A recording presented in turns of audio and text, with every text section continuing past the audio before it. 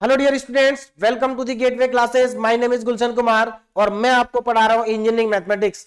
Engineering mathematics में हमारी unit चल रही है डिफरेंशियल इक्वेशन, जिसमें मैं आपको पढ़ा रहा हूं linear differential equation with constant coefficient. तो linear differential equation with constant coefficient के अंदर जो हमारा टॉपिक चल रहा है वो है पर्टिकुलर इंटीग्रल। और पर्टिकुलर इंटीग्रल का एक केस मैं आपको कंप्लीट करा चुका हूं लास्ट लेक्चर में। आज हम सेकंड केस स्टार्ट करेंगे, ठीक है ना। तो आज हम सेकंड केस को पढ़ेंगे और समझेंगे कि किस तरह से सेकंड केस के जो क्वेश्चंस हैं वो सॉल्व होते हैं। तो सबसे पहले बात करते हैं कि सेकंड केस हमारा है क्या। देखिए, जैसे लास्ट लेक्चर में हमने फर्स्ट केस पढ़ा था, तो फर्स्ट केस में क्या था, देखिए जो हमारा पर्टिकुलर इंटीग्रल होता है ना, particular integral 1/fd into Q. Q क्या है, डिफरेंशियल इक्वेशन की राइट हैंड साइड होती है, और ये 1/fd, fd क्या है, डिफरेंशियल इक्वेशन है इन टर्म्स ऑफ डी। तो यहां पर जरा आप ध्यान देंगे, देखिए फर्स्ट केस में क्यू के प्लेस पे क्या था, देखिए फर्स्ट केस में क्यू के प्लेस पे ई की पावर ax होता है ना। ये हमारा फर्स्ट केस था। तो मैंने आपको लास्ट टाइम भी बताया था कि हमारे पर्टिकुलर इंटीग्रल के जितने भी केस है वो क्यू के ऊपर डिपेंड करेंगे, यानी कि डिफरेंशियल इक्वेशन की राइट हैंड साइड के ऊपर डिपेंड करेंगे।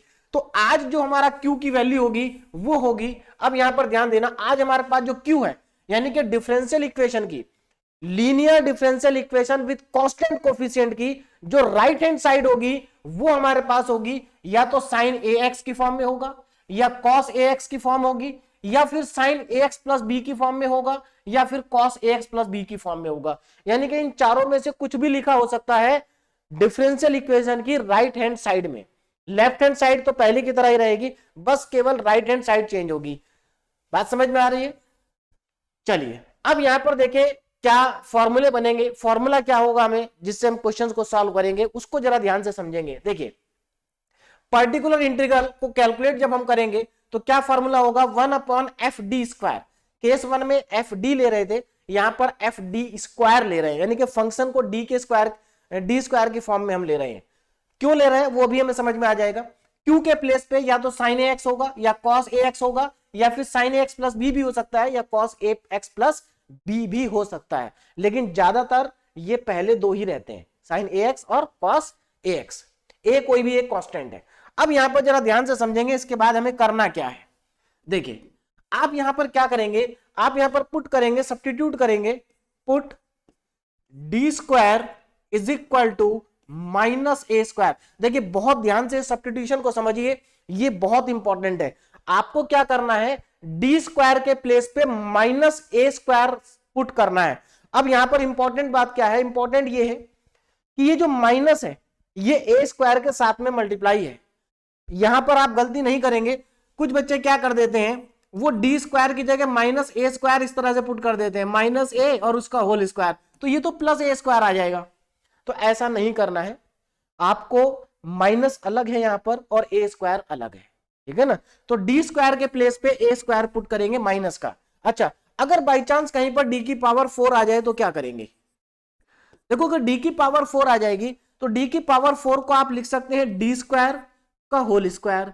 तो इसके अकॉर्डिंग अब d² की वैल्यू कितनी है, -a², तो ये -a² हो जाएगा और फिर उसका भी होल स्क्वायर, तो ये a की पावर 4 आ जाएगा। यानी कि अगर d की पावर 4 है तो आप पुट करेंगे a की पावर 4। बात समझ में आ रही है। चलिए तो ये तो हमारी बात होगी यहां पर कि d² की जगह पर -a² पुट करेंगे, d की पावर 4 की जगह पर a की पावर 4 पुट कर सकते हैं। हालांकि सभी जगह ज्यादातर d² ही आता है, इससे ज्यादा जनरली आता नहीं है, लेकिन फिर भी आपको पता होना चाहिए कि हमें करना क्या है। चलिए अब देखिए पर्टिकुलर इंटीग्रल का फॉर्मूला क्या बनेगा यहां से, उसको जरा ध्यान से देखें। देखिए particular integral PI is equal to, आपको क्या करना है, फॉर्मूले में जो फॉर्मूला fd² 1/d² की जगह क्या पुट कर देंगे, माइनस का a², तो ये हो जाएगा -a², और साइन ax या फिर cos ax। देखिए इसको ध्यान से समझिए, या तो साइन होगा या cos होगा, दोनों नहीं होंगे, है ना। मल्टीप्लाई में sine ax oblique cos ax, ये ऑब्लिक है, ये भी हो सकता है, ये भी हो सकता है। तो ये हमारा पहला फॉर्मूला आ गया इस तरह से। तो इस फॉर्मूले से हम पर्टिकुलर इंटीग्रल को कैलकुलेट करेंगे, ठीक है। इस फॉर्मूले से हम पर्टिकुलर इंटीग्रल को कैलकुलेट करेंगे। चलिए अब आगे देखिए जरा। अब यहां पर फिर से केस 1 की तरह ही प्रॉब्लम आएगी। क्या प्रॉब्लम आएगी? अगर ये एफ माइनस ए स्क्वायर की वैल्यू 0 आ गई तो फिर से हमारा जो केस है वो फेलियर, केस ऑफ फेलियर हो जाएगा। क्यों हो जाएगा? क्योंकि डिनोमिनेटर 0 आ गया तो नॉट डिफाइन हो जाएगा। तो यानी कि यहां पर भी केस ऑफ फेलियर हो सकता है। तो आप ये देखिए ये फॉर्मूला कब वैलिड है, ध्यान रखना। यहां पर क्या लिखेंगे?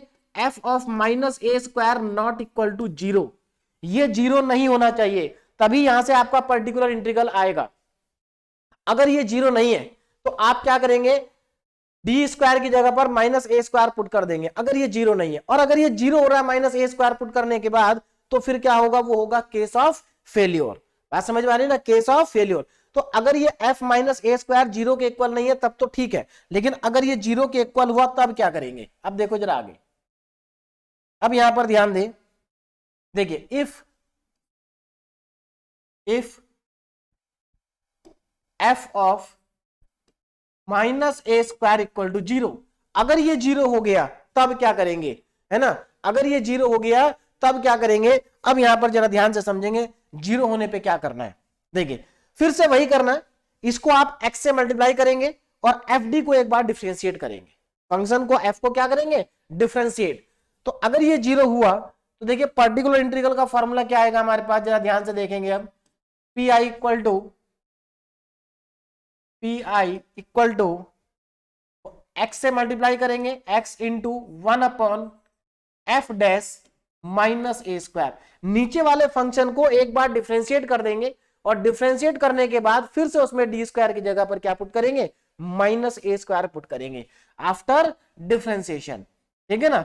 और यहां पर आपका वही रहेगा sign A x oblique cos A x. तो ये हमारा फॉर्मूला आ जाएगा यहां से। नेक्स्ट, तो ये केस ऑफ फेल्योर है। क्या है ये? Case of failure. अच्छा ये फिर से वही चीज है। अब यहां पर ये 0 नहीं होना चाहिए, यानी कि F dash minus A square 0 के इक्वल नहीं होना चाहिए, क्योंकि अगर ये फिर से 0 हो गया तो फिर से नॉट डिफाइन हो जाएगा, यानी कि फिर से हमें आगे जाना पड़ेगा। तो देखिए यहां पर if F dash minus A square equal to 0, अगर ये भी 0 हो गया तो क्या करेंगे? देखें यहां पर अगर ये भी 0 हुआ तो अब हमारे पास जो पर्टिकुलर इंटीग्रल का फॉर्मूला आएगा वो क्या हो जाएगा? देखिए एक बार और इसको x से मल्टीप्लाई करेंगे, x square into 1 upon F double dash. देखिए x से एक बार और मल्टीप्लाई करेंगे और इसको एक बार और डिफरेंशिएट करेंगे तो 2 बार डिफरेंशिएट हो जाएगा। तो 2 बार होगा तो double dash minus A square और sign A x oblique cos A x. यहां से हमारे पास ये आ जाएगा। ठीक है ना? चलिए एंड सो ऑन, और ऐसे ही आगे चलता जाएगा। एंड सो ऑन मतलब अगर ये भी 0 आ जाता है, देखिए F double dash minus A square भी 0 आ जाता है तो फिर हम आगे बढ़ेंगे। तो यहां पर भी F double dash minus A square 0 नहीं होना चाहिए, तभी ये फॉर्मूला वैलिड होगा। तो कहने का मतलब देखो सिंपल सी बात है, आपको कुछ नहीं करना है, आपको सिर्फ डी स्क्वायर के प्लेस पे माइनस ए स्क्वायर को सब्स्टिट्यूट करते जाना है। ठीक है ना? चलिए अब क्वेश्चन को स्टार्ट करने से पहले एक बार ट्रिग्नोमेट्री के फॉर्मूले देख लीजिए। इन फॉर्मूलों का इस केस में यूज होगा। देखिए कौन कौन से फॉर्मूले का यूज होगा, जरा ध्यान दीजिए। आप cos 2x का फॉर्मूला मेरे ख्याल से सभी स्टूडेंट को बहुत अच्छे से आता होगा, क्योंकि ये एक ऐसा फॉर्मूला है जो डिफरेंशिएशन और इंटीग्रेशन, खासकर क्लास 11th और 12th में सबसे ज्यादा यूज होने वाला जो फॉर्मूला है वो यही है, cos 2x। देखो इसके कितने सारी फॉर्म होती हैं। cos 2x का मेन फॉर्मूला होता है cos square x minus sine square x, है ना? अब इसी फॉर्मूले को अगर आप cos स्क्वायर एक्स की जगह 1 minus sine square x put कर दें तो ये आ जाता है cos 2x इक्वल टू 1 माइनस 2 साइन स्क्वायर एक्स। ये भी cos 2x का ही फॉर्मूला, मतलब फॉर्मूला एक ही है, इसी को कन्वर्ट कर सकते हैं अलग अलग फॉर्म में। cos 2x अगर आप साइन को cos में कन्वर्ट कर देंगे तो ये आ जाएगा 2 cos स्क्वायर एक्स माइनस 1। और अगर मैं यहां से साइन स्क्वायर एक्स निकालूं तो देखो ये इधर आ जाएगा और ये इधर चला जाएगा, यानी कि साइन स्क्वायर एक्स की वैल्यू आएगी 1 minus cos 2x upon 2। And it is very very important, इस फॉर्मूले का यूज करेंगे हम आज के लेक्चर में।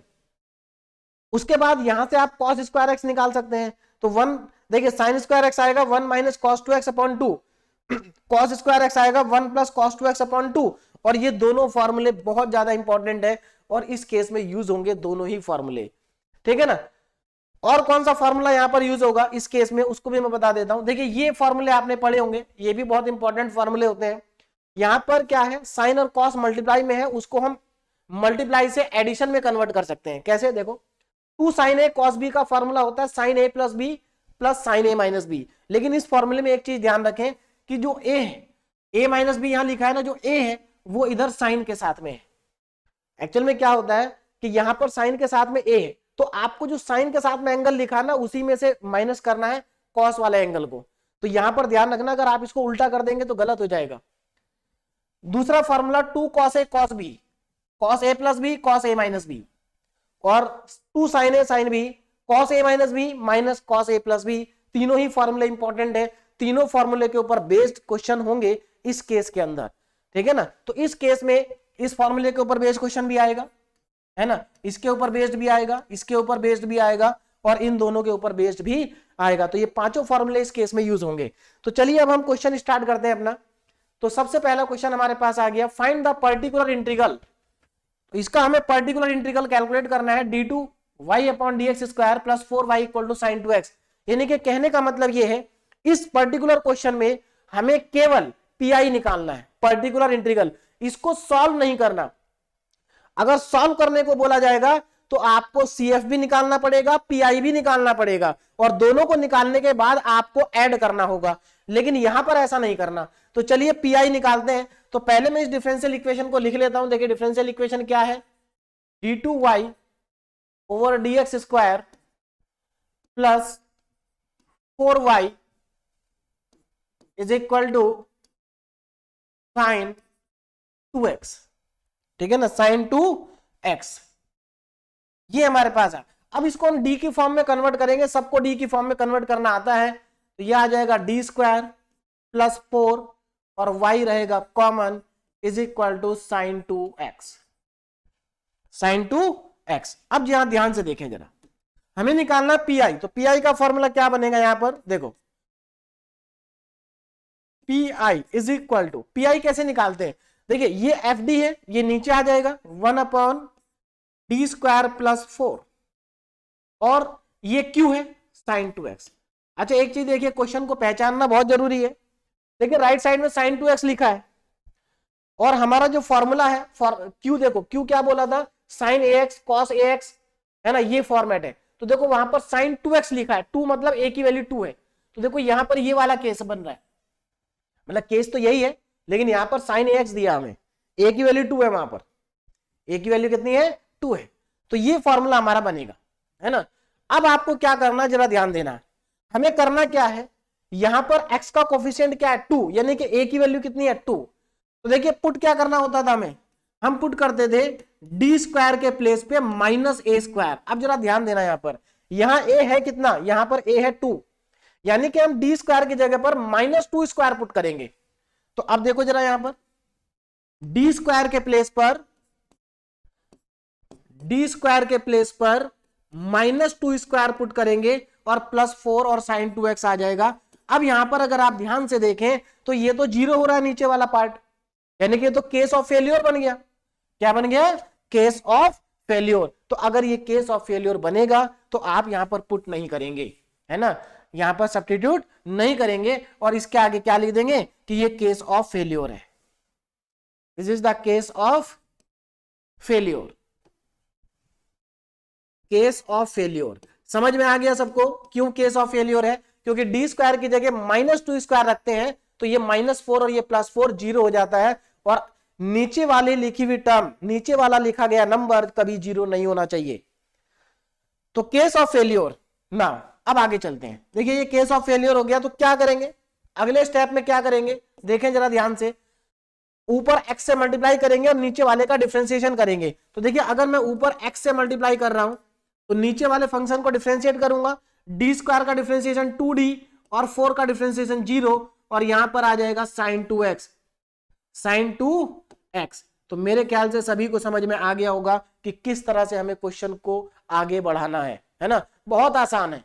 आपको सिर्फ पहले डिफरेंशियल इक्वेशन को डी के फॉर्म में लिखेंगे, उसके बाद ये फॉर्मूला आ जाएगा, फॉर्मूला बहुत आसान है, y का जो कोफिशिएंट है वो नीचे आ जाएगा और ये जो राइट साइड में लिखा गया ये यहां पर आ जाएगा।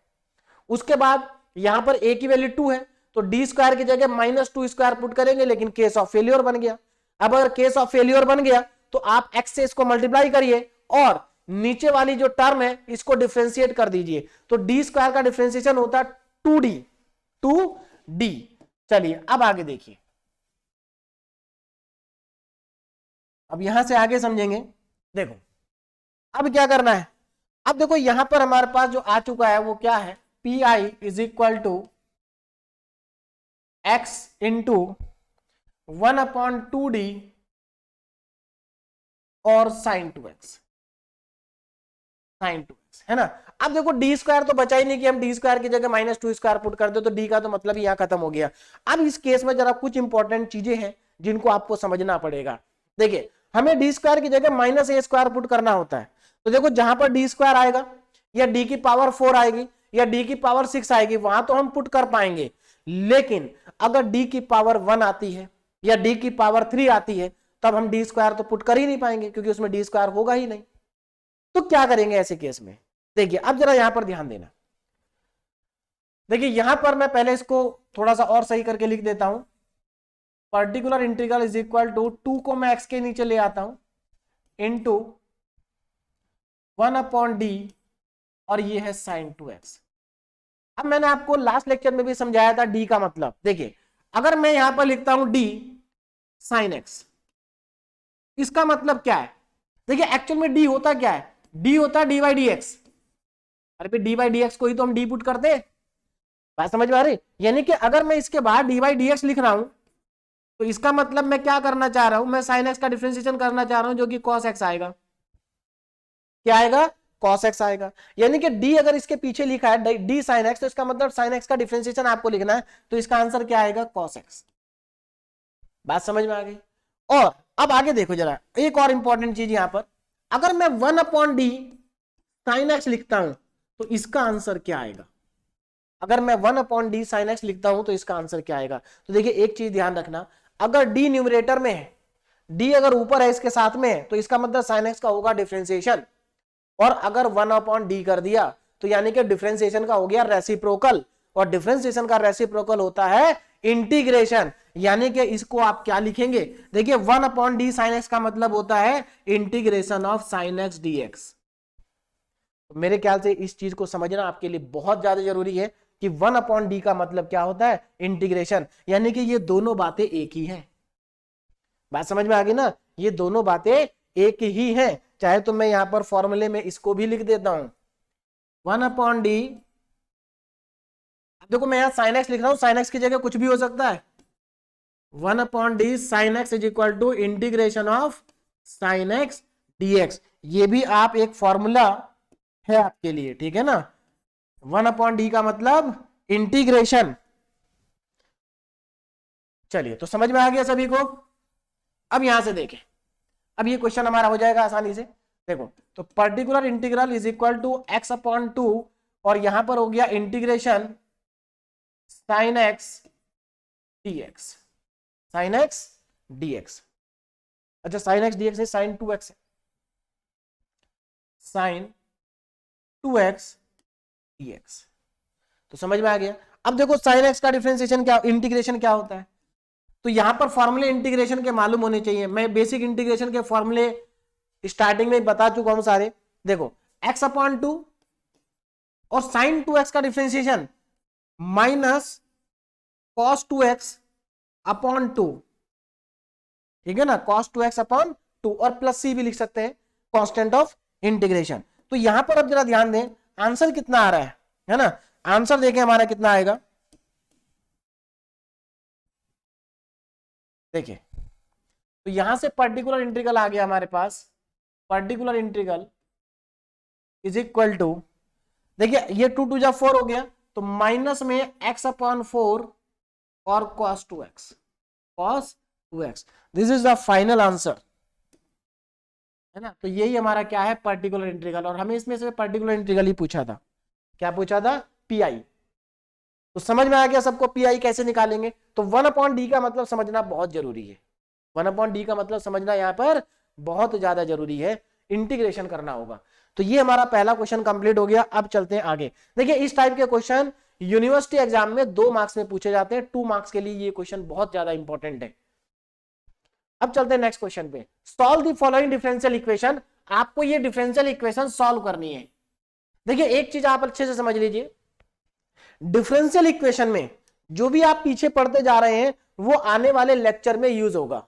यानी कि आपने जो फर्स्ट लेक्चर में पढ़ा है वो सेकंड में यूज होगा, जो सेकंड में पढ़ा है, ठीक है ना, जो फर्स्ट और सेकंड में पढ़ा है वो थर्ड में यूज होगा, और जो पहले 3 लेक्चर में पढ़ा है वो फोर्थ लेक्चर में यूज होगा। इसलिए कंटिन्यूटी बहुत ज्यादा जरूरी है ना। तो स्टार्टिंग से ध्यान से पढ़ेंगे तो सब कुछ चीजें समझ में आएंगी।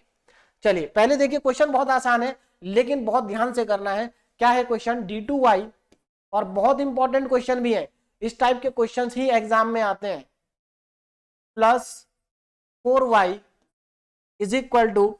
और डिफरेंशियल इक्वेशन में एक बहुत अच्छी बात यह है कि आप अगर कॉन्सेप्ट को समझ जाएंगे तो क्वेश्चंस बहुत आसान है, ठीक है ना। कॉन्सेप्ट को समझना है, क्वेश्चंस बहुत आसान है, और सारे क्वेश्चन एक ही जैसे हैं। देखो मैं जितने भी क्वेश्चन कराऊंगा सब एक ही जैसे हैं, बस कैलकुलेशन सब में अलग है। चलिए यहां पर आ जाइए, ये हमारा क्वेश्चन है। पहले इसको डी की फॉर्म में चेंज कर लें, तो चलिए मैं इसको डी की फॉर्म में चेंज करता हूं। तो ये हो जाएगा D square plus 4y is equal to E की power x plus sign 2x। अब देखिए आपको इसको ऐसा नहीं समझना है कि सर ऐसा तो हमने कोई फॉर्म नहीं पढ़ी, इसमें तो राइट साइड में ई की पावर x भी आ रहा है और साइन 2x भी आ रहा है, तो कोई बात नहीं। देखो पहले वाले पार्ट में केस 1 लग जाएगा और दूसरे वाले पार्ट में जो हम आज का केस पढ़ रहे हैं ये लग जाएगा। यानी कि इसमें पहला केस और दूसरा केस दोनों पर्टिकुलर इंटीग्रल के केस यूज हो जाएंगे। और क्योंकि इसको सॉल्व करना है तो आपको CF भी निकालना पड़ेगा, यानी कि कॉम्प्लीमेंट्री फंक्शन भी निकालना पड़ेगा आपको। इसका मतलब यहां पर आपको फिर से कॉम्प्लीमेंट्री फंक्शन निकालना है। और जब तक आप डिफरेंशियल इक्वेशन पढ़ेंगे तब तक आप CF और PI निकालते रहेंगे। तो बहुत इंपॉर्टेंट है CF और PI। चलिए तो सबसे पहले क्या करेंगे, सबसे पहले हम इसमें निकालेंगे CF, और CF निकालने के लिए हमें चाहिए ऑक्सिलरी इक्वेशन। तो यहां पर देखो ऑक्सिलरी इक्वेशन को मैं शॉर्ट में लिख रहा हूं AE। तो ऑक्सिलरी इक्वेशन क्या है यहां पर? D square plus 4 equal to में 0, D square plus 4 equal to में 0। तो यहां से डी स्क्वायर की वैल्यू कितनी आ जाएगी, सॉरी डी की वैल्यू कितनी आ जाएगी? डी की वैल्यू आएगी प्लस माइनस 2i।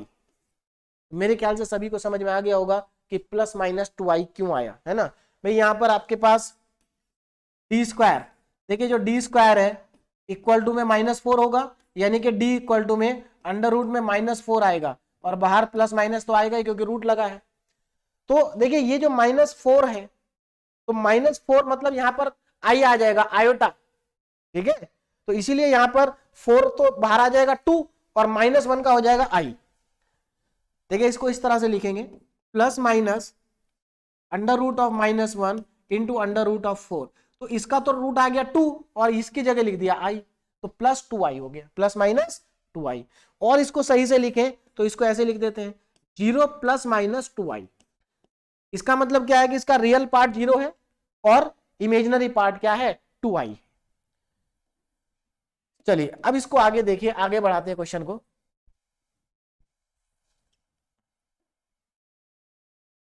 चलिए तो यहां से हमारे पास डी आ गया। अब हमें क्या लिखना है? CF लिखना है। अब CF लिखना है, रूट्स कैसे हैं? इमेजिनरी है, और इमेजिनरी रूट का एक पेयर है, तो आपको CF का फॉर्मूला लिखना होगा। तो देखिए CF का फॉर्मूला क्या होता है जब हमारे पास इमेजिनरी रूट्स आते हैं? CF का फॉर्मूला होता है CF इक्वल टू ई की पावर अल्फा x ब्रैकेट में C1 cos beta x plus C2 sin beta x।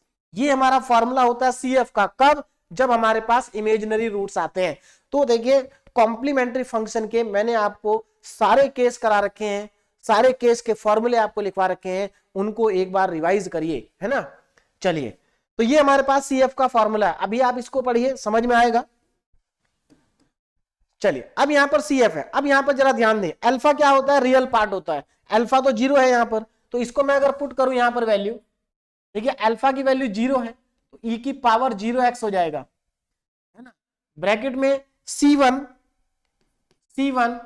cos beta कितना है? बीटा है 2, तो cos 2x plus C2 sign 2x, ये मेरे पास आ जाएगा CF। तो और सही से लिखें तो CF हो जाएगा आपके पास, ये तो 1 आ जाएगा, तो C1 cos 2x plus C2 sign 2x, ये हमारे पास आ गया CF। चलिए CF हमने निकाल दिया, अब हम निकालेंगे PI, particular integral. Now PI calculate करते हैं। CF हमारे पास आ चुका है, आधा क्वेश्चन सॉल्व हो गया, आधा पार्ट हमारा बचा है, CF निकाल दिया, PI निकालना है। दोनों को ऐड करेंगे तो जनरल सॉल्यूशन आ जाएगा।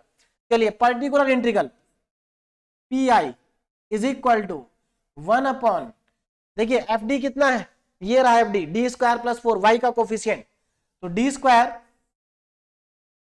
1 अपॉन डी स्क्वायर प्लस 4, और देखिए Q कितना है, ये जो है पूरा का पूरा ये Q का काम कर रहा है, ये क्या है, Q है हमारे लिए, ठीक है। तो यहां पर पुट कर देंगे e की power x plus sign 2x। तो देखो इसमें केस 1 और केस 2 दोनों कंबाइन हो गए, आधा पार्ट केस 1 का है, आधा पार्ट केस 2 का है। तो अब इनको पहले अलग अलग कर देते हैं, इनको अलग अलग कर देंगे, तो पर्टिकुलर इंटीग्रल हो जाएगा 1 upon D square plus 4 e की power x plus 1 upon D square plus 4 sine 2x। क्या किया मैंने, इसको इसके साथ भी मल्टीप्लाई कर दिया, इसके साथ भी मल्टीप्लाई कर दिया। अब क्या करना है देखें जरा ध्यान से देखिए अब केस 1 में क्या करते थे हम, केस 1 में देखिए केस 1 में हमारे पास e की पावर ax होता था, हम d की प्लेस पर a पुट करते थे, d के प्लेस पर a पुट करते थे।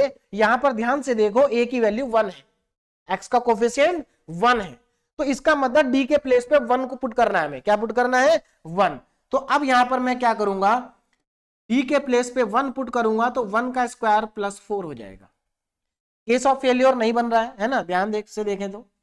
अच्छा यहां पर देखो जरा, अगर मैं डी स्क्वायर की जगह पर, हाँ डी स्क्वायर के प्लेस पर अगर मैं -2 स्क्वायर पुट करूं तो केस ऑफ फेल्योर बन गया। देखो ध्यान से, डी स्क्वायर की जगह पर -2 स्क्वायर पुट करूंगा तो -4 आएगा। देखिए -2 स्क्वायर है, -2 का होल स्क्वायर नहीं है, गलत नहीं समझना है, -2 स्क्वायर है, -2 का होल स्क्वायर नहीं है, ठीक है। तो यहां पर अगर आप डी स्क्वायर के प्लेस पर -2 स्क्वायर पुट करेंगे तो ये क्या आ जाएगा, -4 प्लस 4 आ जाएगा, जो कि 0 है, केस ऑफ फेल्योर है। तो क्या करेंगे, देखिए पहले पार्ट में तो कोई प्रॉब्लम नहीं है, लेकिन सेकंड पार्ट में केस ऑफ फेल्योर है, तो हम क्या करेंगे, इसको x से मल्टीप्लाई करेंगे और इसको कर देंगे डिफरेंशिएट, जो कि 2d प्लस 0 आएगा, 2d प्लस 0 और साइन 2x, ये आ जाएगा हमारे पास। बोलो समझ में आ गया सभी को क्या करना था, है ना। चलिए अब इसके आगे देखिए, इसके आगे देखते हैं। तो यहां पर तो अगले पेज पे ही चलते हैं।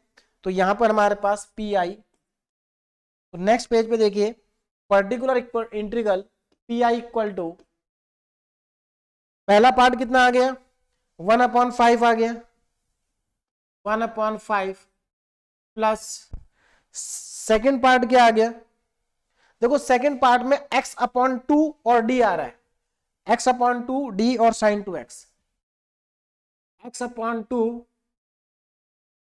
इंटू 1/d साइन 2x, ये हमारे पास आ रहा है सेकेंड पार्ट में। समझ में आ गया, ये 2x/2 कर दिया और 1/d साइन 2x। अब यहां पर इसको इंटीग्रेट कर देते हैं, देखिए कितना आ जाएगा, देखिए 1/5 प्लस x/2 और ये हो जाएगा integration of sign 2x dx। Next step पे ये आ जाएगा हमारे पास 1/5 है पहले से ही, ये प्लस x/2 और इसका इंटीग्रेशन हो जाएगा माइनस में cos 2x साइन 2x का cos 2x और अपॉन में 2, क्योंकि जब इंटीग्रेशन करते हैं तो x का कोफिशिएंट डिवाइड में आता है ना। ये हमारे पास आ जाएगा PI। तो यहां से PI की वैल्यू हमारे पास आ गई, particular integral 1/5 plus plus plus minus minus हो जाएगा, minus X upon 4 cos 2x। तो ये हमारा पर्टिकुलर इंटीग्रल का आंसर आ गया, पर्टिकुलर इंटीग्रल। लेकिन हमें निकालना क्या था, जनरल सॉल्यूशन, जनरल सॉल्यूशन। अब जरा ध्यान दें, हमारे पास सीएफ भी आ चुका और हमारे पास पीआई भी आ चुका, दोनों को ऐड कर देंगे तो हमें मिलेगा जनरल सॉल्यूशन।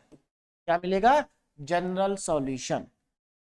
तो यहां देखें जरा, जनरल सॉल्यूशन ना, जनरल सॉल्यूशन या फिर जनरल सॉल्यूशन को कंप्लीट सॉल्यूशन भी कहा जाता है ना। तो जनरल सॉल्यूशन कितना हो जाएगा, y is equal to C F plus P I, है ना, C F plus P I. और सी एफ कितना है, सी एफ देख लें एक बार, सी एफ हमारे पास C one cos two X, C two sine two X, C two cos two X plus C two cos two X, C one cos two X, C one cos two X plus C two sine two X plus P I 1/5 minus X upon 4 sine 2x।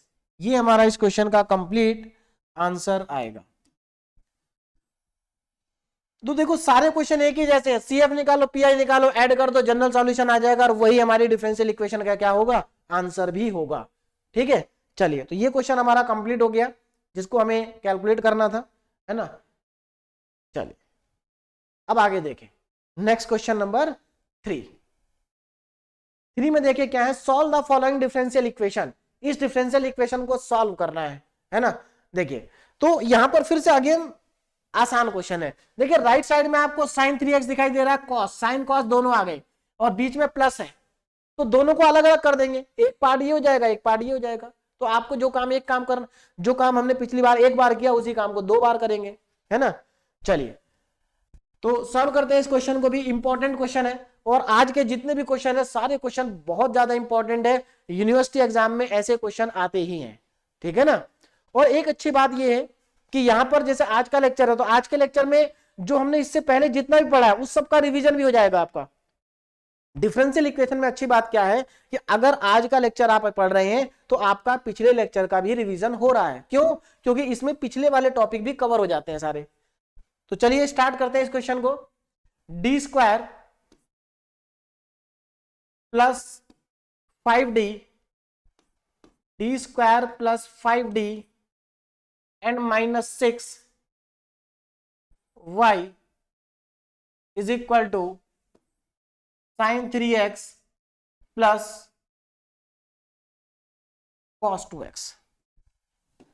चले अब यहां पर पहले से हमें D के form में दिया है तो पहले हम सीएफ निकालेंगे। तो सीएफ निकालने के लिए हमें चाहिए ऑक्सिलरी इक्वेशन। तो सबसे पहले मैं ऑक्सिलरी इक्वेशन लिखूंगा। तो ऑक्सिलरी इक्वेशन कैसे बनाते हैं, y के कोफिशिएंट को 0 सब्स्टिट्यूट कर दो।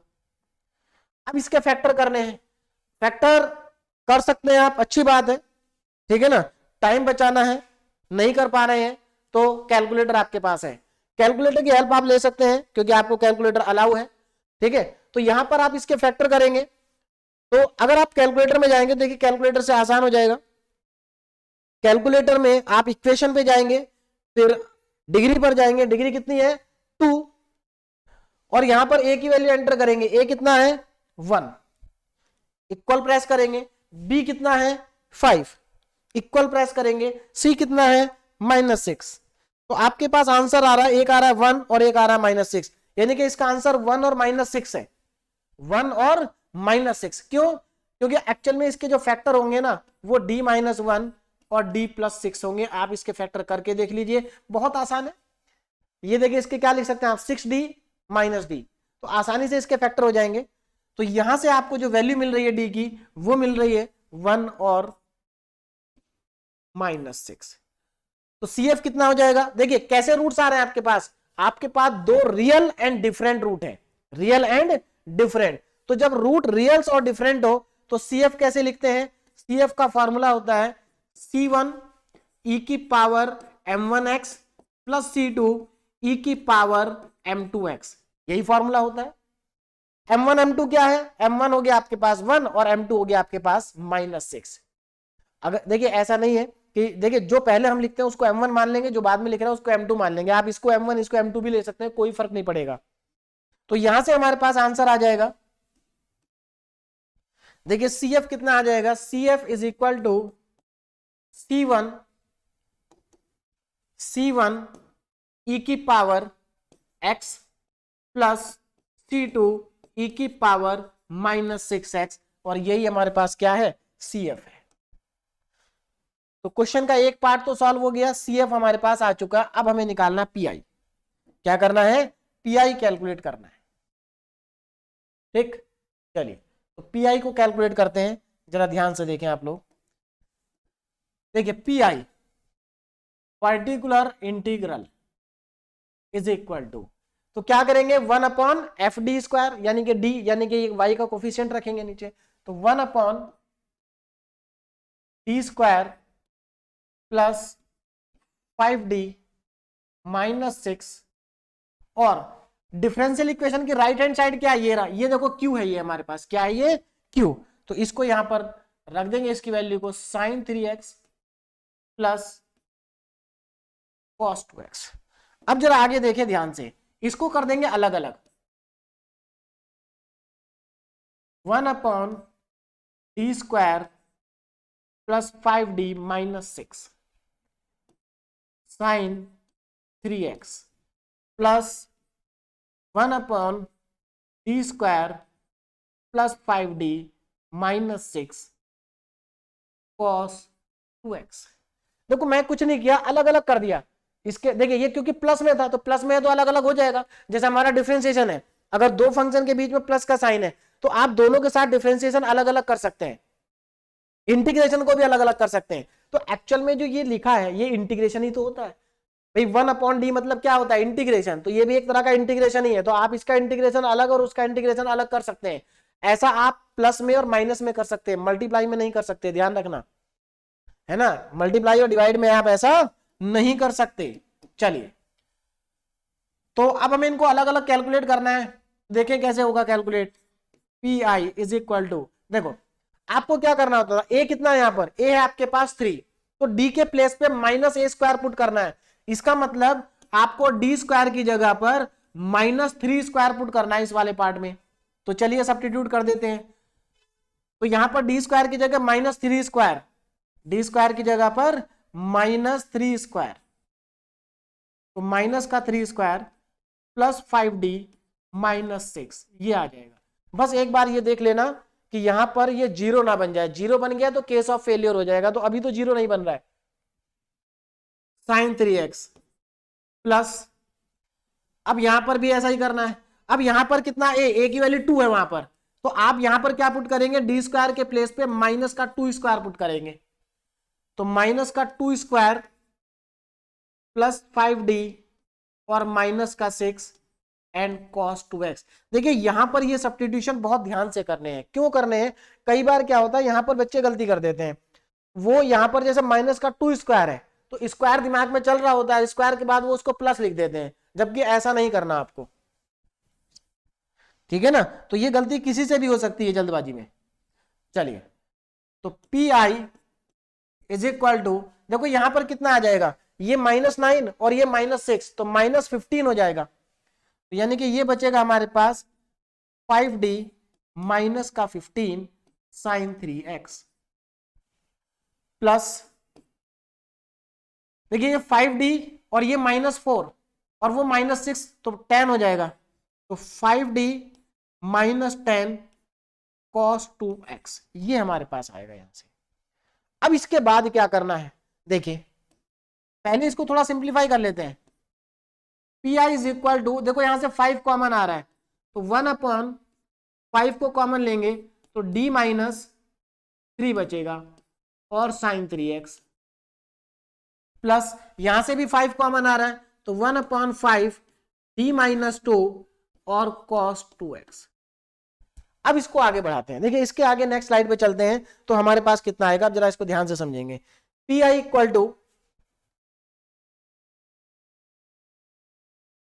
चलिए पहले मैं कॉपी कर लेता हूं क्या लिखा था मैंने वहां पर, 5d-3, 5d-3 और sin 3x है प्लस 1/5d-2 है शायद एंड cos 2x। एक बार चेक कर लेते हैं, यही है sin 3x और cos 2x, 5d-2 5d-3, ठीक है।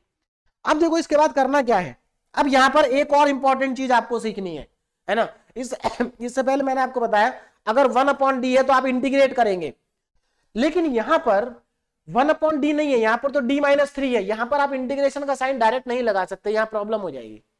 तो क्या करेंगे, अब जरा ध्यान देना, देखो अगर डिनोमिनेटर में d स्क्वायर आ रहा है तो d स्क्वायर की जगह आप -a² पुट कर देंगे।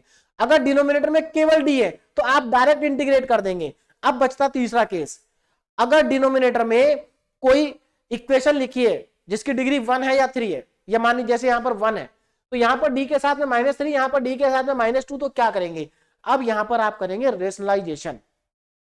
क्या करेंगे, रेशनलाइजेशन। क्यों करेंगे रेशनलाइजेशन, क्योंकि रेशनलाइजेशन करने से आपको अच्छे से मालूम है, रेशनलाइज जब हम करते हैं तो a² - d² का फॉर्मूला बन जाता है, यानी कि यहां पर भी फॉर्मूला बनेगा तो ये d² बन जाएगा और यहां भी d² बन जाएगा। तो ध्यान रखना, अगर डिनोमिनेटर में स्क्वायर आ रहा है तो ठीक है, कोई दिक्कत नहीं है। अगर डिनोमिनेटर में केवल d आ रहा है तो भी कोई दिक्कत नहीं है, लेकिन अगर d+2 या d-3 इस तरह की टर्म्स आ रही हैं तो आपको रेशनलाइजेशन करना होगा। रेशनलाइजेशन कैसे करते हैं, जैसे ये है 1/d-3, या आप ऐसा कह सकते हैं कि आपको जो नीचे लिखा हुआ है इसके कॉन्जुगेट से मल्टीप्लाई और डिवाइड करना है। कॉन्जुगेट क्या होता है, देखिए d-3 है, इसका कॉन्जुगेट क्या होगा d+3, बीच वाला साइन चेंज कर दो, है ना। तो आपको क्या करना पड़ेगा, इसको d+3 से मल्टीप्लाई भी करना पड़ेगा और d+3 से डिवाइड भी करना पड़ेगा। भाई अगर आप किसी चीज को सेम नंबर से डिवाइड और सेम नंबर से मल्टीप्लाई कर रहे हैं तो कोई फर्क थोड़ा ही पड़ेगा, है ना। तो ये आपको करना पड़ेगा। तो देखिए अगर आप ऐसा करेंगे तो क्या आ जाएगा, Pi इज इक्वल टू, अब यहां पर जरा ध्यान से देखना, आपने d+3 से ऊपर भी मल्टीप्लाई कर दिया और 5d-3 और d+3, देखो आपने d+3 से ऊपर भी मल्टीप्लाई कर दिया और d+3 से नीचे भी मल्टीप्लाई कर दिया। इसी को हम कहते हैं रेशनलाइजेशन, या फिर कह सकते हैं कि हमने इसके कॉन्जुगेट से मल्टीप्लाई और डिवाइड कर दिया। चलिए sin 3x, इससे फायदा क्या होगा अभी आपको पता चल जाएगा क्या फायदा होगा, प्लस यहां पर 1/5, अच्छा उसमें भी तो मल्टीप्लाई करना है तो d+2 से मल्टीप्लाई कर देंगे और d+2 से ही डिवाइड भी कर देंगे, और ये हमारा cos 2x ऐसे ही रहेगा। अब जरा आगे देखो ध्यान से, तो यहां से particular integral is equal to, अब देखो क्या बन गया, ऊपर तो हमारे पास d+3 है, इसमें कोई प्रॉब्लम नहीं, नीचे 5d² - 9 बन जाएगा। देखो a - b और a+b, a² - b², यानी कि d² - 3 का स्क्वायर, और 3 का स्क्वायर होता है 9, तो ये बन गया sin 3x plus d+2 upon 5d² - 4² और यहां पर बन जाएगा cos 2x। अब क्या करना है, अब देखो नीचे d² आ गया ना, तो आप d² की जगह -a² पुट कर दो, a कितना है यहाँ 3, वहां कितना है 2, तो ये सब्स्टिट्यूशन फिर से करेंगे हम। तो देखो नीचे क्या बन जाएगा, मतलब कुल मिला के नीचे हमें कांस्टेंट बनाना है, तो d+3 को अभी रहने दो, नीचे देखो 5 d² की जगह -3² यानी कि -9 हो जाएगा, और -9 पहले से ही था, sin 3x plus d+2 upon 5, ये d² की जगह -2² यानी कि -4, अच्छा ये 4² नहीं है यहां पर तो 4 है, 2 का स्क्वायर था ना। चलिए देखिए ये कितना था, d-4, d²-4। चलिए अब देखिए जरा, हाँ तो -4 और cos 2x ये बन जाएगा। अब आगे देखो जरा क्या बनेगा, तो यहां से Pi इज इक्वल टू, तो देखो नीचे कितना आ गया, नीचे आ गया 9 9 18 18 5 जाए -90, है ना, तो माइनस का 1/90 तो ये बाहर आ गया, बचा क्या d+3 और sin 3x, ये बच गया है ना। और यहां से देखो माइनस, ये -1/40 बाहर आ गया और यहां बच गया d+2 और मल्टीप्लाई में cos 2x। अब इसके बाद देखिए क्या करेंगे, देखिए जरा ध्यान से ना, PI particular integral is equal to -1/90, ये तो बाहर ही रहेगा। देखो इसको d को, ये जो sin 3x है d के साथ भी आएगा और 3 के साथ भी आएगा, तो d sin 3x plus multiply कर दो इस साइन को अंदर, तो 3 sin 3x माइनस, ये तो इतना पार्ट आ गया, -1/40 और d cos 2x और -1/40 बाहर है और प्लस 2 cos 2x यहां पर आ गया। मैंने कुछ नहीं किया, इसको इसके साथ भी मल्टीप्लाई किया, इसके साथ भी मल्टीप्लाई किया। अब जरा देखें आगे ध्यान से, तो हमारे पास PI हो जाएगा माइनस का 1/90। हाँ अब यहां पर देखो d का मतलब क्या है, अब ये भी क्या बताया था, अगर d sin x लिखा है तो इसका मतलब sin x का डिफरेंशिएशन करना है जो कि cos x होगा, तो यहां पर आपको sin 3x का डिफरेंशिएशन करना है, sin 3x का डिफरेंशिएशन cos 3x और फिर 3x का करेंगे 3, यानी कि sin 3x का आ जाएगा 3 cos 3x। अब d नहीं लगेगा, d का काम खत्म हो गया, डिफरेंशिएशन ही तो था, प्लस 3 sin 3x -1/40 और यहां ब्रैकेट में आएगा, देखो d cos 2x, तो cos 2x का डिफरेंशिएशन माइनस sin 2x और 2 बाहर आ जाएगा, यानी कि -2 sin 2x और प्लस 2 cos 2x।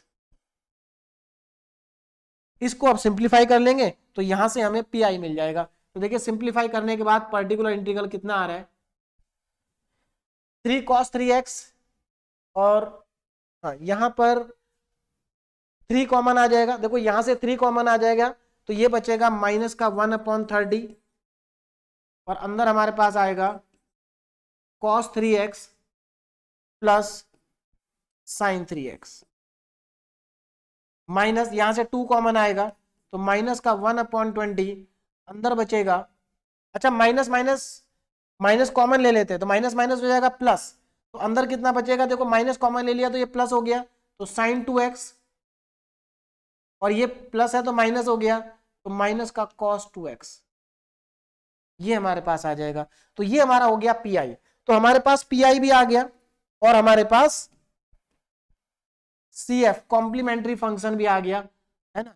दोनों को क्या कर देंगे, ऐड कर देंगे। तो अब हम इसको नेक्स्ट पेज पे जाके ऐड कर देते हैं। चलिए देखिए, तो हमारे पास जो जनरल सॉल्यूशन हो गया ना, जनरल सॉल्यूशन, तो जनरल सॉल्यूशन होता है y is equal to CF plus PI और यहां पर दोनों की वैल्यू लिखेंगे, तो y is equal to CF कितना था, CF था हमारे पास C1 e की पावर x, C2 e की पावर -6x, C1 e की power x plus C2 e की पावर -6x प्लस, और PI हमारे पास -1/30, तो यहां पर माइनस साइन आएगा, -1/30 ब्रैकेट में cos 3x और sin 3x, cos 3x plus sin 3x, उसके बाद plus 1/20 sin 2x minus cos 2x minus cos। एक बार चेक कर लेना कहीं माइनस प्लस में गलती ना हो जाए, ठीक है ना। तो आप कैलकुलेशन एक बार अपने आप कर लेना कि कहीं माइनस प्लस में कोई मिस्टेक ना हो। चलिए, तो ये हमारा इस क्वेश्चन का फाइनली आंसर आ गया, जो कि कंप्लीट सॉल्यूशन है और जनरल सॉल्यूशन है। अब हम चलते हैं अपने नेक्स्ट क्वेश्चन पे। देखिए नेक्स्ट क्वेश्चन क्या है, सॉल्व करना है again D square minus 4d plus 1y is equal to cos x plus into multiply में है कॉस एक्स और कॉस 2x दोनों मल्टीप्लाई में आ रहे हैं। अब जरा यहां ध्यान देंगे क्या करेंगे।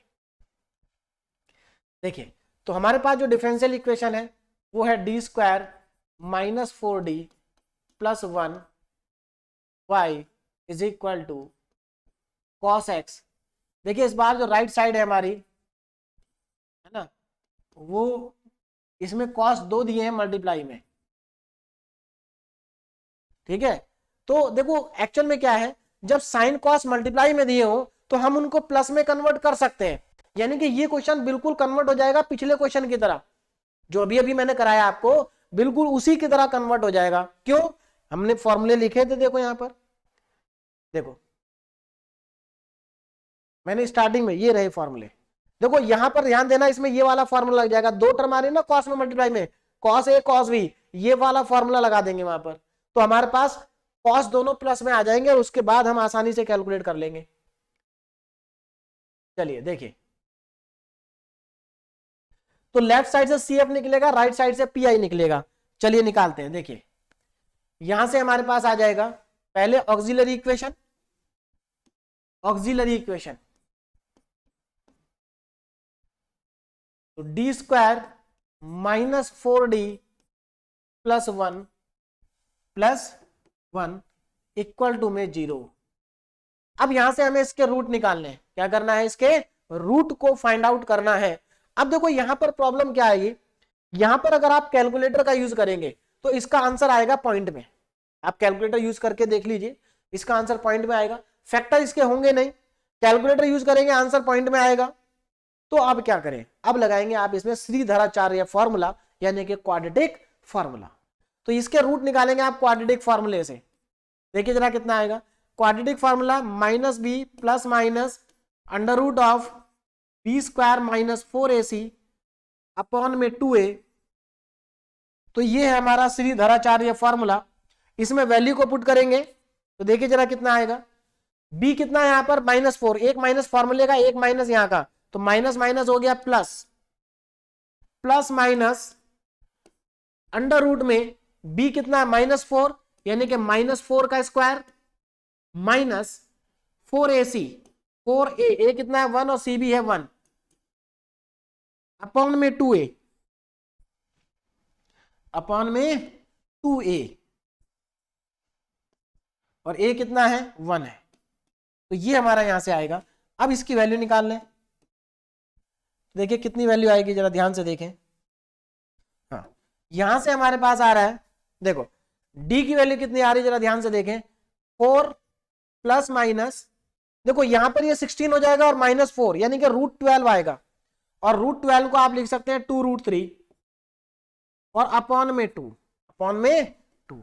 तो यहां से ऊपर से अगर आप 2 को कॉमन ले लें, अगर आप ऊपर से 2 को कॉमन ले लें, देखिए कितनी वैल्यू आ रही है, 2 को कॉमन ले तो d इज इक्वल टू, ये बचेगा आपके पास 2 प्लस माइनस √3, ऊपर से 2 कॉमन आके कट जाएगा, तो d की वैल्यू 2 प्लस माइनस √3। कौन से रूट्स आ रहे हैं, इरेशनल रूट्स आ रहे हैं, और इरेशनल रूट्स में जो CF का फॉर्मूला होता है उसमें साइन और कॉस हाइपरबोलिक वाले आते हैं, ध्यान रखना इस चीज को। तो यहां पर CF कितना होगा, जरा ध्यान से देखें, CF इज इक्वल टू, अब देखो CF का फॉर्मूला e की power alpha x C1 cos under root beta x, यही फॉर्मूला होता है, सॉरी cos h लिखेंगे पहले, cos h, क्योंकि यहां पर हाइपरबोलिक cos है, root beta x plus C2 sine h root beta x, ये हमारा होता है फॉर्मूला। इसमें वैल्यू पुट कर दें, देखो कितना आ जाएगा CF, तो CF is equal to E की पावर अल्फा कितना है 2, तो 2x हो जाएगा। अल्फा ये वाला पार्ट होता है रेशनल वाला, ये इरेशनल वाला जो पार्ट है वो बीटा है। C1 cos हाइपरबोलिक h है ना, cos हाइपरबोलिक, और यहां पर बीटा कितना √3, यानी कि यहां √3 आ जाएगा, x plus C2 sine h √3x, ये हमारे पास यहां से फाइनल इसका आंसर आ जाएगा। This is the final, sorry मतलब CF आ जाएगा। फाइनल आंसर तो अभी PI निकालना पड़ेगा तब आएगा। तो देखिए हमारे पास क्या है, CF आ गया, कॉम्प्लीमेंट्री फंक्शन, है ना। चलिए तो देखिए सब रिवीजन हो रहा है, जितना हमने पहले पढ़ा था, जितना पहले पढ़ा था सबका रिवीजन साथ साथ हो रहा है। चलिए अब आगे देखिए, निकालना PI, है ना, पर्टिकुलर इंटीग्रल। तो 1/d² -4d+1, ये आ गया डिनोमिनेटर में, और cos x cos 2x, है ना, cos x और cos 2x ये हमारे पास है, ठीक है ना। यहां आगे चलिए इतना ही क्वेश्चन करना है। अब जरा ध्यान दें,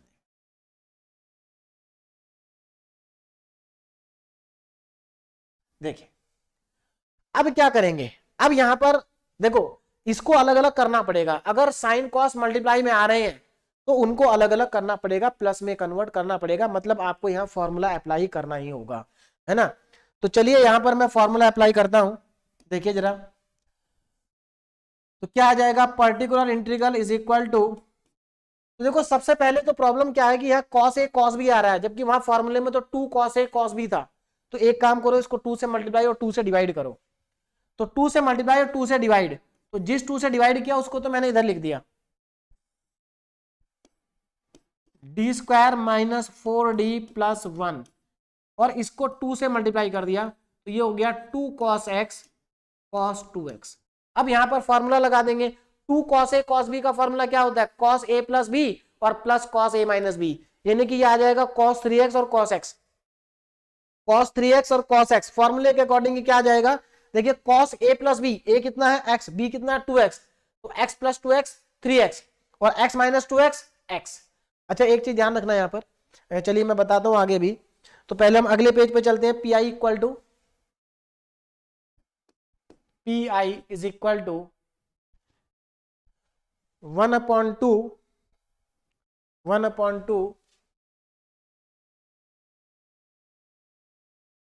d² -4d+1, d² -4d+1 आएगा। और अब यहां पर देखिए जरा, फॉर्मूला में लिखने जा रहा हूं, फॉर्मूला क्या होगा देखो, 2 cos A cos B cos A + B, cos A + B, A कितना है x और B कितना है 2x, x + 2x plus cos A - B, ये मेरे पास आएगा। अब यहां पर जरा ध्यान से समझे इसको, तो particular integral is equal to 1/2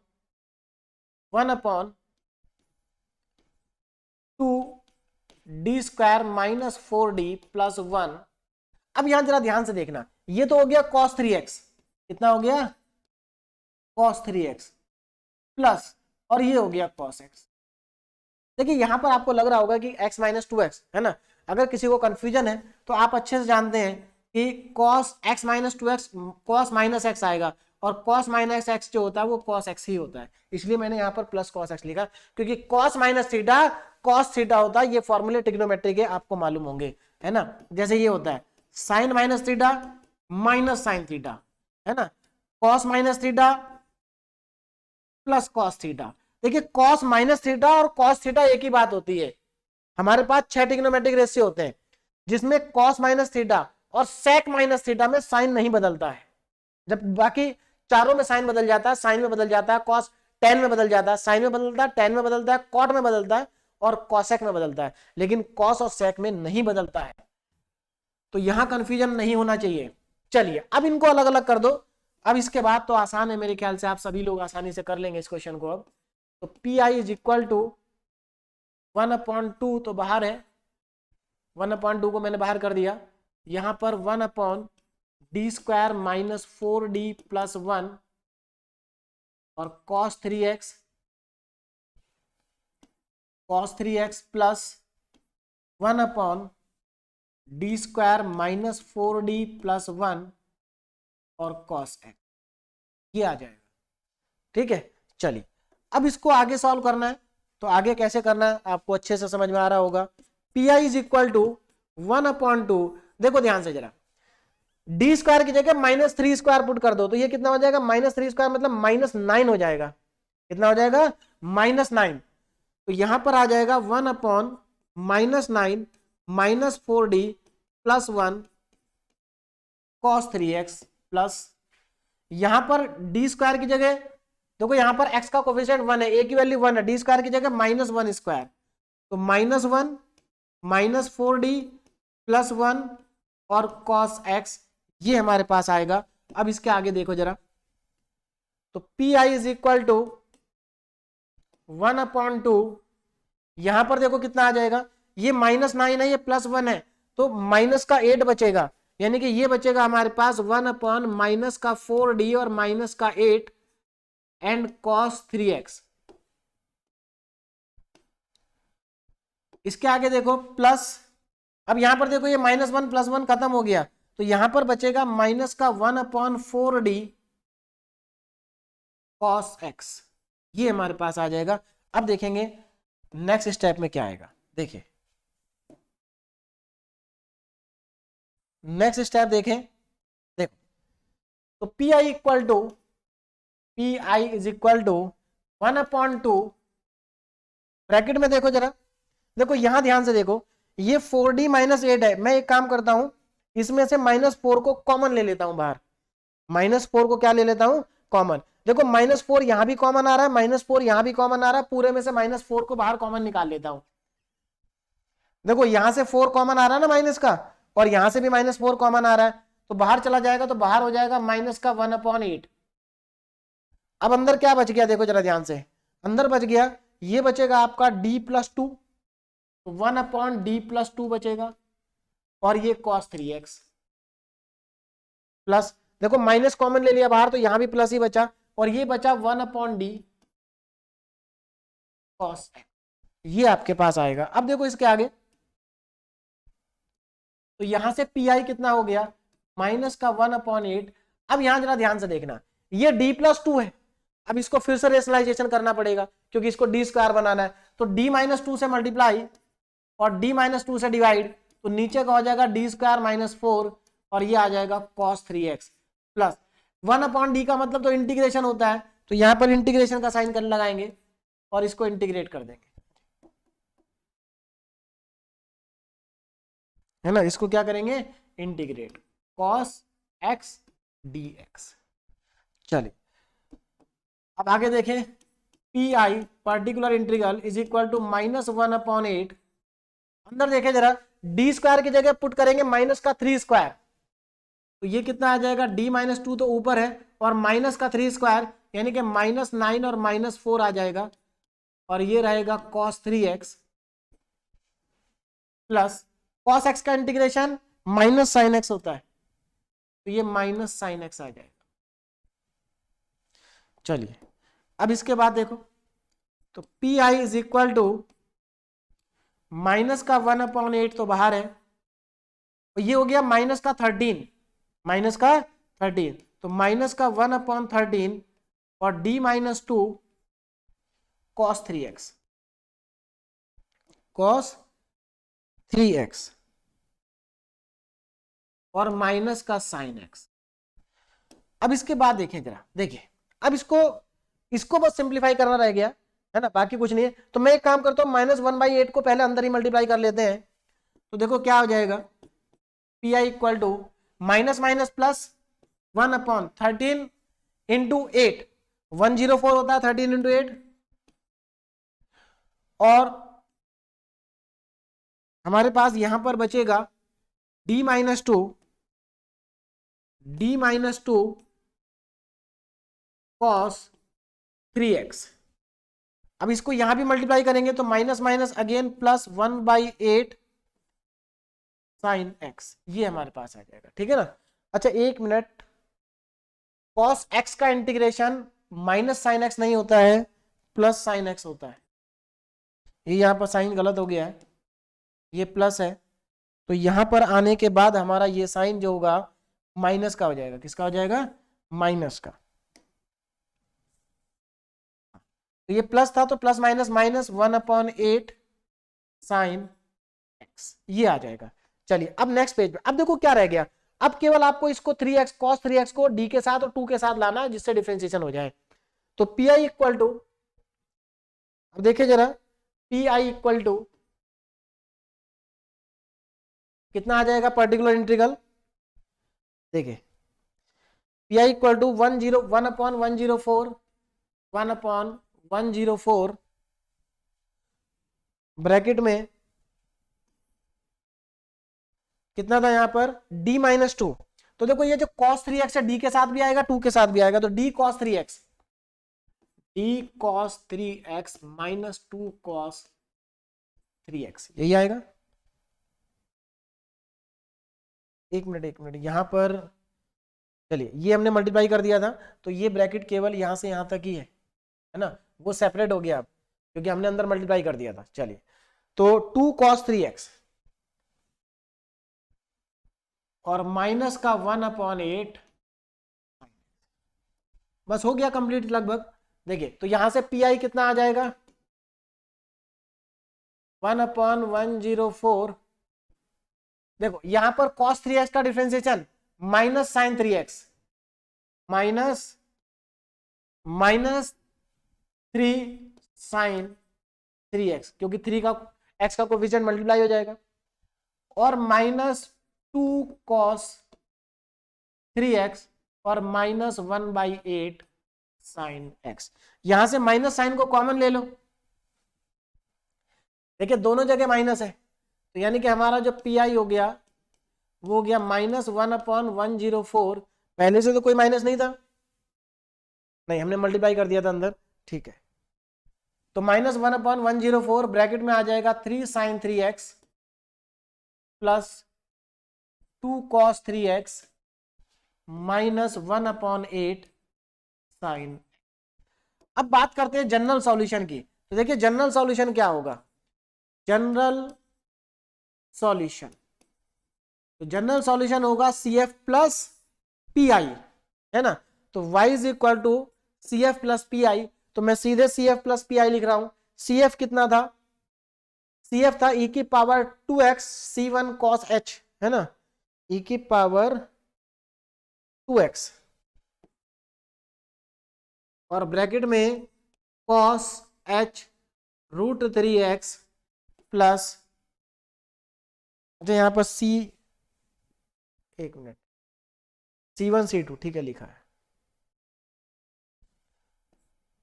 चलिए यहां पर आपके पास आ गया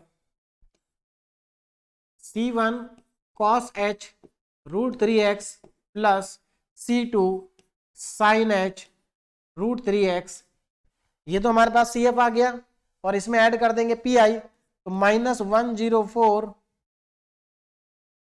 3 sine 3x plus 2 cos 3x minus 1/8 sine x। तो प्लस माइनस के साइन एक बार आप लोग क्रॉस चेक कर लेना कि कहीं कोई गलत ना हो। चलिए देखिए, तो मेरे ख्याल से मेथड सबको समझ में आ गया होगा कि कैसे हमें क्वेश्चंस को सॉल्व करना है ना। तो बहुत आसान है, सारे क्वेश्चन एक ही जैसे हैं, कुछ अलग नहीं है, बस आपको सिंपल डिफरेंशिएशन इंटीग्रेशन आना चाहिए और कुछ नहीं। और वही मैं आपको बार बार बोल रहा हूं, आप सिर्फ बेसिक डिफरेंशिएशन और बेसिक इंटीग्रेशन को अगर ध्यान से करेंगे तो आपकी गलती नहीं होगी, है ना। फॉर्मूले बस थोड़ा सा मेमोराइज करते रहिए, बार बार उनको रिवाइज करते रहिए। Now next question, question number 5। अब यहां पर जरा ध्यान दें, हमें इसको सॉल्व करना है, डिफरेंशियल इक्वेशन है, and find the value of y when x equal to π/2 being given that. अब देखो यहां पर एक्चुअल में क्या है, अभी तक हम डिफरेंशियल इक्वेशन को सॉल्व कर रहे थे और उसका जनरल सॉल्यूशन फाइंड आउट कर रहे थे। कैसा सॉल्यूशन फाइंड आउट कर रहे थे, जनरल। लेकिन जनरल सॉल्यूशन में क्या होता है, जनरल सॉल्यूशन में आर्बिट्रेरी कांस्टेंट आते हैं, जैसा हमारे CF में C1 C2 आ रहा था ना, उस तरह से आते हैं। लेकिन अगर आपको कंडीशन गिवन है, क्या है कंडीशन, अगर आपको गिवन है तो आप C1 C2 निकाल सकते हैं। तो ये जो क्वेश्चन है इसमें देखो क्या कहा कि find the value of y, आपको y की वैल्यू निकालनी है। y तो हम निकालते हैं जनरल सॉल्यूशन में, लेकिन कब निकालनी है, जब x की वैल्यू π/2 है और उसके आगे गिवन है बीइंग गिवन दैट y की वैल्यू 3 है, dy/dx 0 है। कब, जब x 0 है। तो देखिए जब x 0 है तो y 3 है और dy/dx 0 है, ये हमें गिवन है। और हमसे कहा है y निकालो जब x π/2 है। बहुत इंपॉर्टेंट क्वेश्चन है। देखिए इस टाइप के जो क्वेश्चन होते हैं ना डिफरेंशियल इक्वेशन में, वो इंपॉर्टेंट होते हैं जहां पर आपको बाउंड्री कंडीशन दी होती है। ऐसे केस में क्या होता है, जो कांस्टेंट है C1 C2 C3 जितने भी आ रहे हैं उन सब की वैल्यू निकल जाती है। तो चलिए हम इस क्वेश्चन को सॉल्व करते हैं। तो अगेन मैं आपको कह रहा हूं इस टाइप के क्वेश्चन बहुत इंपॉर्टेंट है, और ये क्वेश्चन और इसके आगे एक और आने वाला क्वेश्चन, दोनों क्वेश्चन बहुत ज्यादा इंपॉर्टेंट है। ऐसे क्वेश्चन यूनिवर्सिटी एग्जाम में बार बार रिपीट होते हैं। तो चलिए सॉल्व करते हैं इन क्वेश्चन को। देखिए तो क्या है यहां पर डिफरेंशियल इक्वेशन हमारे पास, d2y upon dx square plus 2 dy/dx plus यहां पर एक टर्म छूट गई है बेटा, 37 sin 3x। ये शायद कुछ और है, 1 मिनट में चेक कर लेता हूं।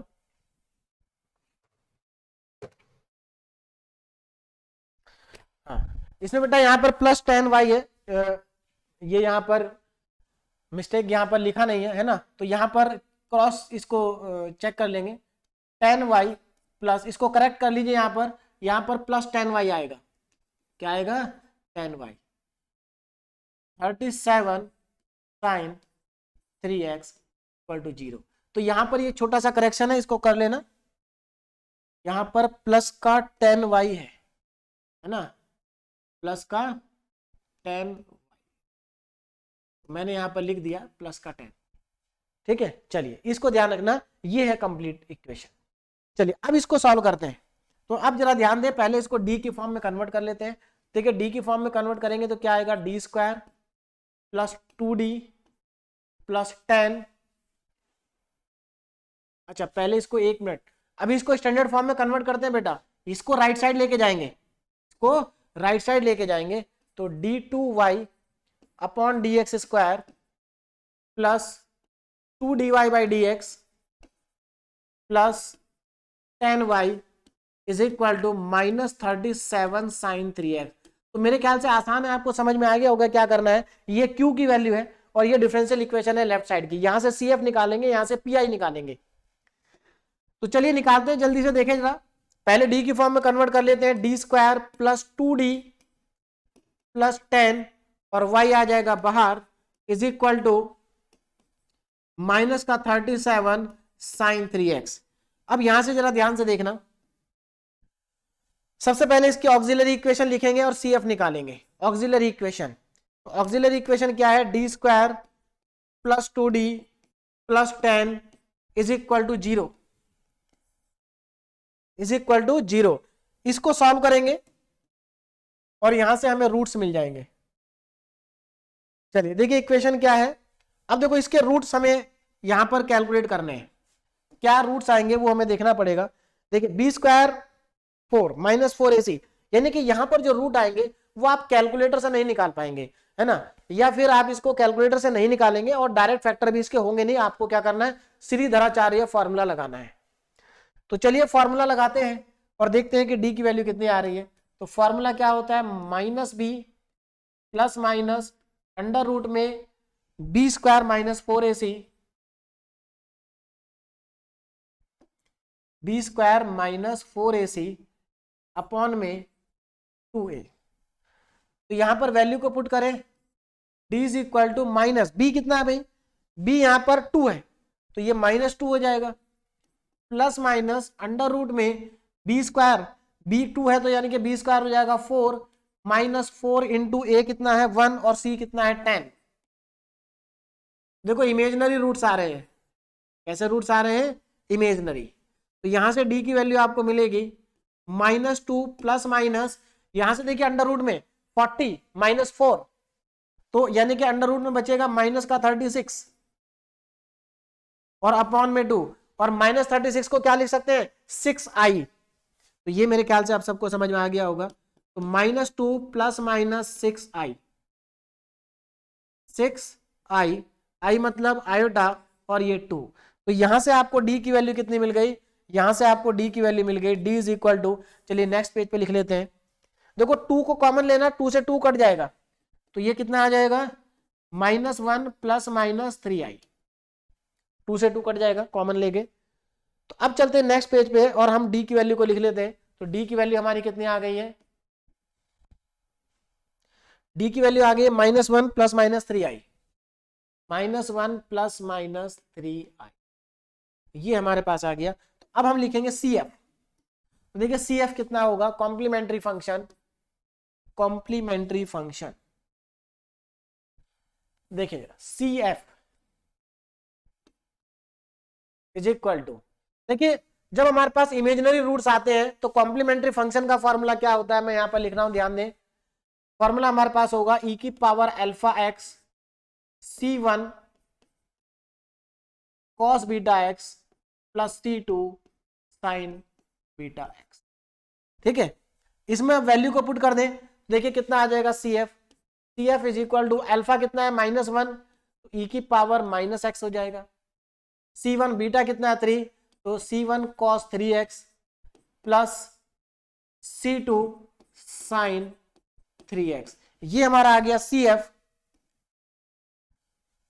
अब हमें निकालना है PI। CF निकाल चुके हैं हम, अब निकालेंगे PI। देखिए PI कैसे निकलेगा, particular integral is equal to 1 upon, अब यहां पर FD देखो कितना है, ये रहा हमारे पास, D square plus 2d plus 10, D square plus 2d plus 10, D square plus 2d plus 10, ये हमारे पास आ गया। अच्छा अब यहां पर देखो जरा Q कितना है, -37 sin 3x, तो -37 sin 3x। चलिए अब देखिए आगे, देखो ये जो -37 है ये तो बाहर आ जाएगा, क्यों, क्योंकि ये इंटीग्रल ही तो है एक तरह का, और कांस्टेंट इंटीग्रेशन से और डिफरेंशिएशन से बाहर आ जाते हैं। तो -37 को बाहर कर दीजिए, तो -37 बाहर आ गया, हमारे पास क्या बच गया, D square plus 2d plus 10, और यहां पर है ये sin 3। अब देखो a कितना है 3, तो डी स्क्वायर की जगह माइनस का 3 स्क्वायर पुट कर दो, डी स्क्वायर के प्लेस पे -3 स्क्वायर पुट कर दीजिए। देखिए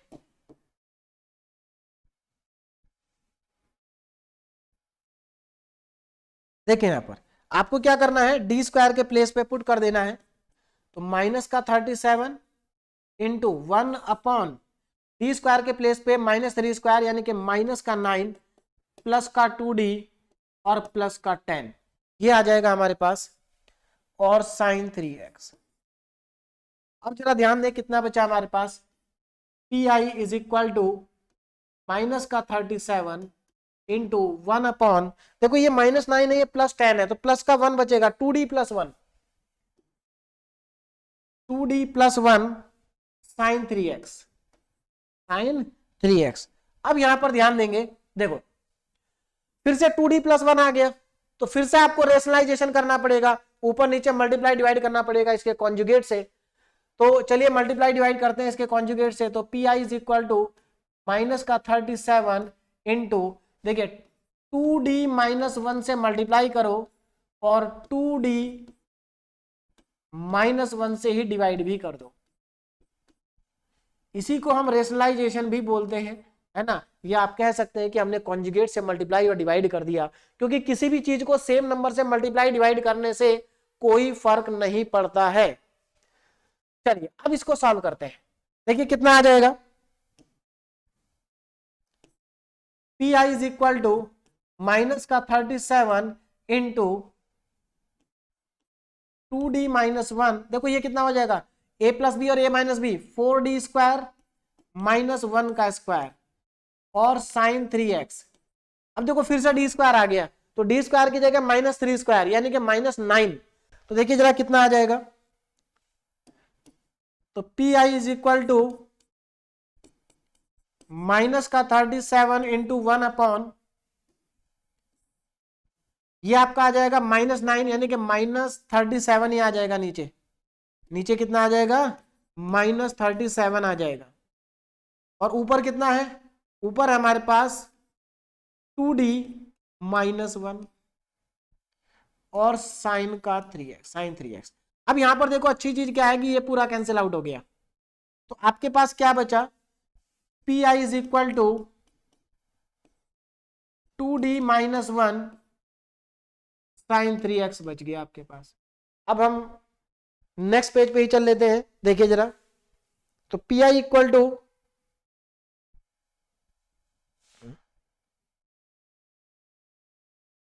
P I equal to,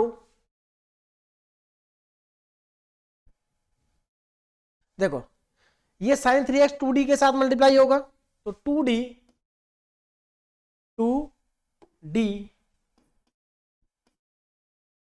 sine 3x और minus sine 3x, minus sign 3।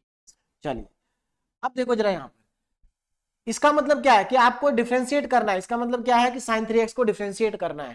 तो चलिए साइन 3x को डिफरेंशिएट कर देते हैं।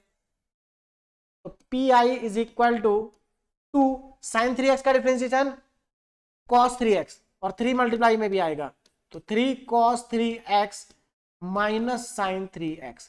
तो ये आपका आ गया p I equal to 6 cos 3x minus sine 3x, that is p i. ना अब हमें क्या चाहिए, जनरल सॉल्यूशन। तो देखिए general solution, general solution, general solution क्या होता है, y is equal to C F plus P I, है ना, C F plus P I.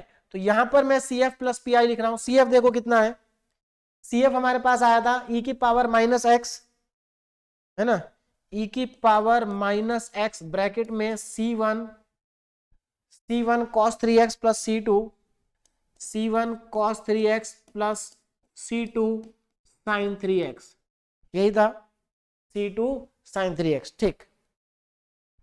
और प्लस में 6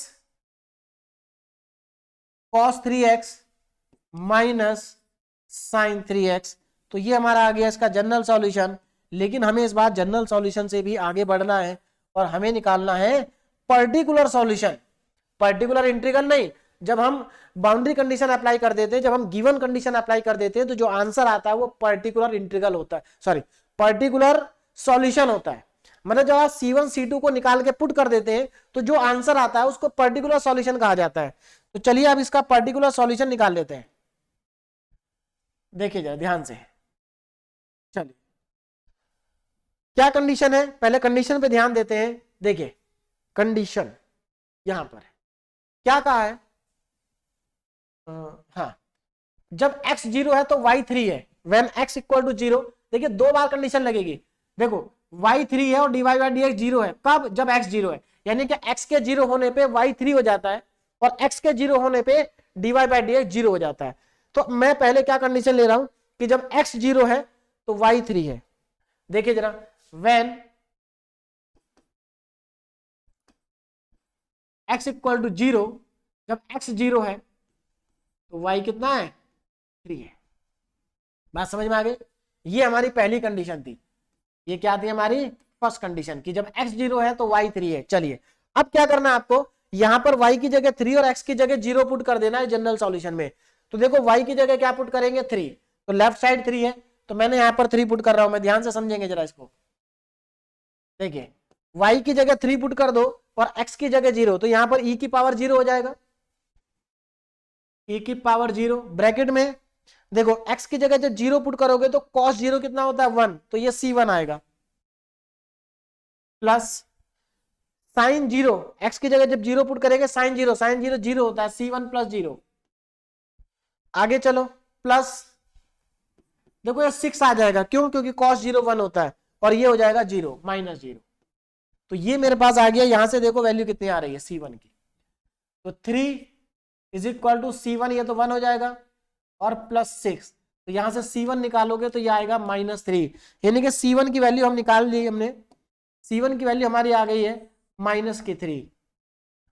अभी c1 आया, c2 भी निकालना है, तो c2 के लिए दूसरी कंडीशन गिवन है, देखो जरा। हाँ, जब x 0 है तो dy बाई dx भी 0 है, तो हमारे पास dy बाई dx तो है नहीं, तो पहले dy बाई डी एक्स निकालना पड़ेगा, यानी कि ये y लिखा है, इसको डिफरेंशिएट करो एक बार और dy बाई डी एक्स निकालो। Now find dy by D x. देखिए जरा dy बाई डी एक्स कितना आएगा, तो dy over D x, dy upon D x, देखो जरा ध्यान से कितना आ जाएगा। इसको डिफरेंशिएट करो। अब देखो यहां इसको डिफरेंशिएट करोगे तो यहां पर लगाना पड़ेगा प्रोडक्ट रूल। क्यों? क्योंकि एक फंक्शन ये ब्रैकेट में लिखा और एक फंक्शन बाहर लिखा है, तो प्रोडक्ट रूल लगाते हैं। पहला फंक्शन ऐसे ही e की पावर x को ऐसे ही लिख दिया हमने, और जो ये अंदर लिखा हुआ इसका डिफरेंशिएशन करते हैं। तो जरा ध्यान से देखना कितना आएगा। cos 3x का डिफरेंशिएशन माइनस का साइन 3x और 3 मल्टीप्लाई में, यानी कि माइनस 3c1 और साइन 3x। देखिए डिफरेंशिएशन है सिंपल, बेसिक डिफरेंशिएशन है, वही आपको करना है, कुछ कॉम्प्लिकेटेड नहीं है। तो 3 बाहर आ गया तो माइनस 3c1 साइन 3x, इसका डिफरेंशिएशन साइन 3x का cos 3x और 3 मल्टीप्लाई में, तो प्लस 3c2 cos 3x। अभी लेकिन ध्यान से सुनना, अभी केवल मैंने इसको एज इट इज और इसका डिफरेंशिएशन किया है। अब इसको एज इट इज और इसका डिफरेंशिएशन करूंगा तो e की पावर माइनस एक्स का माइनस e की पावर माइनस एक्स आ जाएगा। तो मैं इसको एक काम करता हूं, इसी के नीचे लिख देता हूं माइनस e की पावर माइनस एक्स, और बाकी फंक्शन ऐसे ही लिखा जाएगा। तो c1 cos 3x plus c2 sin 3x, ये आ जाएगा। अच्छा अभी तो केवल हमने इतना डिफरेंशिएशन किया, अब इसका भी करेंगे। तो देखो cos 3x का माइनस साइन 3x और 3 मल्टीप्लाई में आ जाएगा। तो ये पहले से ही मैं नीचे लिख रहा हूं, देखो माइनस आएगा, माइनस 6 पहले से ही था, 3 और आ गया मल्टीप्लाई में, और साइन 3x। उसके बाद साइन 3x का हो जाएगा cos 3x, तो minus 3 cos 3x, 3 cos 3x। तो डिफरेंशिएशन देखने में थोड़ा सा लेंथी हो गया, ये इसी के बाद आ रहा है, लेकिन है आसान। अब देखो क्या करेंगे, अब लगाएंगे कंडीशन। कंडीशन क्या है? When x equal to 0 dy by D x भी 0 होगा। बस इसी कंडीशन को यहां पर लगा दीजिए। देखिए तो एक काम करते हैं, नेक्स्ट पेज पे चलते हैं। देखिए व्हेन x इक्वल टू 0 तो dy बाई डी एक्स भी कितना है? 0 है। चलिए पुट कर देते हैं इन सब वैल्यू को और कितना आता है देखते हैं। देखिए dy बाई डी एक्स की जगह 0 पुट कर दो सबसे पहले। तो लेफ्ट साइड में dy बाई डी एक्स है, उसकी जगह मैंने रख दिया 0। राइट साइड चलते हैं।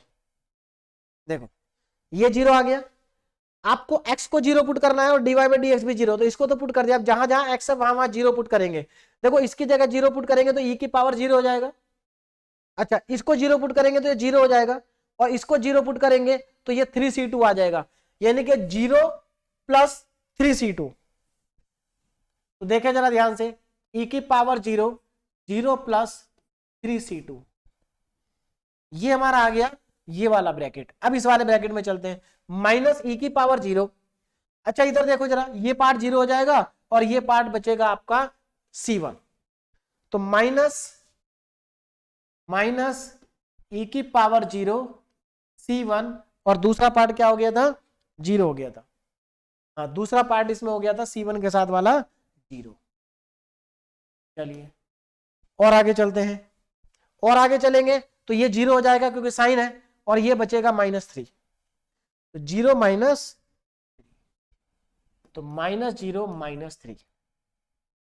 चलिए देखते हैं यहां से कितनी वैल्यू आएगी। देखो 0, ये कितना आ जाएगा? 3c2, और यहां से देखो ये तो 1 हो जाएगा, तो ये माइनस का c1 और माइनस का 3। हमें निकालना c2, तो एक काम करते हैं, c2 को बाकी दूसरी साइड ले जाते हैं। तो 3c2, देखो c1 को और c3 को लेफ्ट में ले आते हैं, तो c1 plus 3 is equal to 3c2, यही आएगा। c1 की वैल्यू कितनी थी? c1 की वैल्यू हम निकाल चुके हैं -3, तो यहां पर पुट कर देंगे। तो -3 plus 3 is equal to 3c2, ये तो कैंसिल आउट हो गया। इसका मतलब 3c2 इक्वल टू 0 और c2 इक्वल टू 0। तो c2 की वैल्यू आ गई हमारे पास 0 आ गई। c2 कितना आ गया? 0। तो देखो हमारे पास c1 भी आ गया और c2 भी आ गया। अब क्या करेंगे ना, put c1 and c2 in equation one, one कहां पर है, इसको वन मान लेते हैं, ये हमारी इक्वेशन नंबर वन है, ये क्या है हमारी इक्वेशन नंबर वन। इसमें पुट करना है C1 और C2 को और आंसर लिख देना है। अब जरा ध्यान देना, C1 और C2 तो y इक्वल टू ई की पावर माइनस एक्स,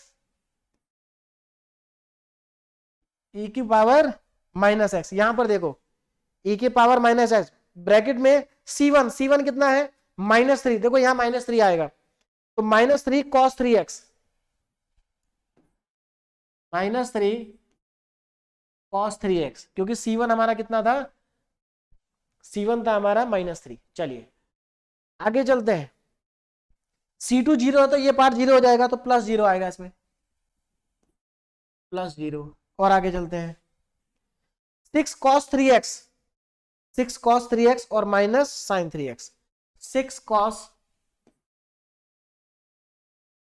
3x और माइनस sin 3x, क्या सही लिखा, 6 cos 3x और minus sin 3x, 6 cos 3x और माइनस sin 3x।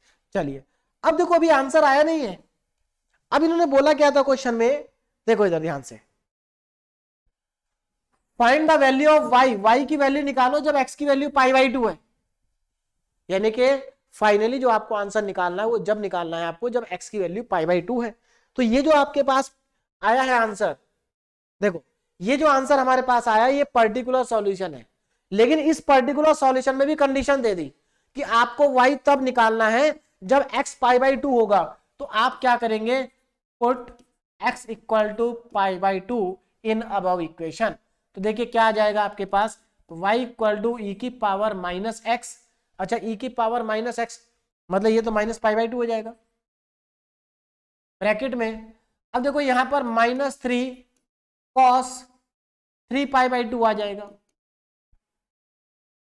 और +6 cos 3π/2 आ जाएगा और माइनस sin 3π/2 आ जाएगा। अगर आप ध्यान से देखें तो y इक्वल टू, देखो cos 3π/2 0 होता है, कितना होता है 0, तो यानी कि ये पार्ट 0 आ गया पूरा का पूरा, ये भी 0 हो गया और माइनस sin 3π/2 की वैल्यू, 3π/2 का मतलब है 270 और देखिए sin 270 पे -1 होता है और cos 270 पे 0 होता है, तो ये इसलिए 0 हो गया, ये भी इसलिए 0 हो गया और ये -1 हो गया एंड माइनस माइनस +1, तो y की वैल्यू आ गई +1, यानी कि इसका जो फाइनल आंसर है वो बहुत ही छोटा सा है, दैट इज 1। तो यहां पर आपको ध्यान क्या रखना है कि 3π/2 का मतलब है, देखिए अगर आपको कंफ्यूजन हो रहा तो बता दूं, 3π/2 का मतलब है 270 डिग्री और साइन जो होता है हमारा, साइन 3π/2 पर -1 होता है और कॉस जो होता है 3/2 पर वो 0 होता है। तो इन दोनों बातों को आप ध्यान में रखेंगे, ठीक है ना, ये चीज। तो मेरे ख्याल से सभी को समझ में आ गया होगा कि y की वैल्यू 1 कैसे आई, ठीक है ना, तो y हमारे पास आ गया 1। चलिए अब यहां पर ये जो हमारा लास्ट क्वेश्चन है इसको मैं आपको थोड़ा सा बता देता हूं, बाकी आप कर ही लेंगे अपने आप, बस स्टार्टिंग मेरे को बतानी है ना। देखिए और यहां पर भी कंडीशन दी है कि जब x, देखिए इसका मतलब समझिए क्या है कि जब x 0 है तो y भी 0 है और जब x 0 है तो y डैश का मतलब है dy/dx भी 0 है। तो अब यहां पर इसको समझेंगे क्वेश्चन को, देखिए क्वेश्चन क्या है हमारे पास, सबसे पहले d2y upon dx² plus 4y is equal to sin square 2x, ये हमारे पास क्वेश्चन है। चलिए देखिए अब यहां पर पहले इसको d की फॉर्म में कन्वर्ट कर लेते हैं, तो d² plus 4y is equal to sin square 2x। अब यहां पर इसमें हमें क्या करना है, सबसे पहले लेफ्ट साइड को सॉल्व करना है, CF निकालना है। तो यहां पर सबसे पहले मैं लिखूंगा ऑक्सिलरी इक्वेशन, तो वो मेरी हो जाएगी d² प्लस 4 इक्वल टू 0, यानी कि यहां से मुझे वैल्यू मिलेगी, d की वैल्यू कितनी मिलेगी, प्लस माइनस 2i, यानी कि d को अगर मैं सही से लिखूं तो 0 प्लस माइनस 2i मेरे पास आ जाएगा। तो यहां से मुझे मिल जाएगा कॉम्प्लीमेंट्री फंक्शन, देखिए तो कॉम्प्लीमेंट्री फंक्शन मतलब सी एफ कितना हो जाएगा, तो सी एफ को देखें जरा ध्यान से। सी एफ इमेजिनरी रूट्स है तो पहले फॉर्मूला लिख दूं मैं यहां पर, ई की पावर अल्फा एक्स सी one cos beta x plus सी टू साइन बीटा एक्स, ये तो हो गया फॉर्मूला ना। अब वैल्यू पुट कर दें इसमें, तो c F is equal to alpha कितना है 0, देखिए ई की पावर 0x हो जाएगा, ई की power 0x c one cos beta कितना है 2, तो कॉस 2x प्लस सी टू साइन 2x। तो फाइनली हमारे पास जो सी एफ आ गया वो होगा C F is equal to E की पावर 0x 1 हो गया, यानी कि C one cos 2x plus सी टू साइन 2x, ये मेरे पास आ गया सी एफ। चलिए, तो सी एफ आधा पार्ट तो हमारा हो गया क्वेश्चन का। अब राइट साइड में देखें जरा ध्यान से, now particular integral p I is equal to 1 upon D square plus 4 और sine square 2x, sine square 2x। अब यहां पर देखो जरा ध्यान से, क्या करेंगे, कैसे इसको सॉल्व करेंगे। भाई यहां पर तो साइन स्क्वायर है, तो इसके लिए तो फॉर्मूला नहीं था, वो तो साइन ए एक्स या फिर कॉस ए एक्स के लिए फॉर्मूला था। तो हमें साइन स्क्वायर को कन्वर्ट करना पड़ेगा, मतलब हमें इस पावर को हटाना पड़ेगा यहां से। बात समझ में आ रही है? तो अब क्या करें, अब लगाएंगे फॉर्मूला। अब देखो कौन सा फॉर्मूला लगाएंगे वो मैं आपको बता देता हूं। देखिए एक बार वापस फॉर्मूले पे चलते हैं, स्टार्टिंग में मैंने लिखवाए थे आपको सारे फॉर्मूले। हाँ देखें, यहां देखें जरा ध्यान से, ये फॉर्मूला लगेगा sine square x equal to 1 minus cos 2x upon 2, लेकिन वहां पर तो एक्चुअल में देखिए वहां पर क्या लिखा है, जो हमारा क्वेश्चन है, कहां लिखूं, यहां देखो क्वेश्चन में लिखा हुआ है साइन स्क्वायर 2x, और यहां पर तो साइन स्क्वायर एक्स का फॉर्मूला है। तो देखो ये सब आपको आता होगा। देखो एक्चुअल में क्या है, अगर यहां x है तो यहां 2x है, और अगर यहां 2x होगा तो यहां 4x होगा। देखो डबल है, देखो यहां x है तो यहां इसका डबल है। या यहां पर आप सोच सकते हैं, अगर यहां पर 2x है तो यहां पर x है, यहां 2x है तो यहां x है, यहां 2x है तो यहां x है। तो अब जरा ध्यान रखना, अगर यहां x है तो यहां 2x है, तो यहां अगर 2x होगा, यहां अगर 2x होगा तो यहां पर 4x होगा। ये मैं सिर्फ आपको बता रहा हूं, मुझे पता है कि आप सब लोगों को ये आते होंगे, क्योंकि क्लास 12th में इनका बहुत ज्यादा यूज आपने किया है, इसलिए मुझे मालूम है कि आपको आते हैं। लेकिन फिर भी मैं एक बार रिवाइज करा देता हूं, क्योंकि कई बच्चे भूल जाते हैं। तो साइन स्क्वायर 2x की जगह हम क्या लिख सकते हैं, 1 माइनस कॉस 4x अपॉन 2, ये हम लिख सकते हैं। भाई यही मैं आपको यहां से बताना चाह रहा था। ठीक है, अब हम वापस चलते हैं अपने क्वेश्चन पे, अब हम वापस चलते हैं अपने क्वेश्चंस पे। ठीक है, चलिए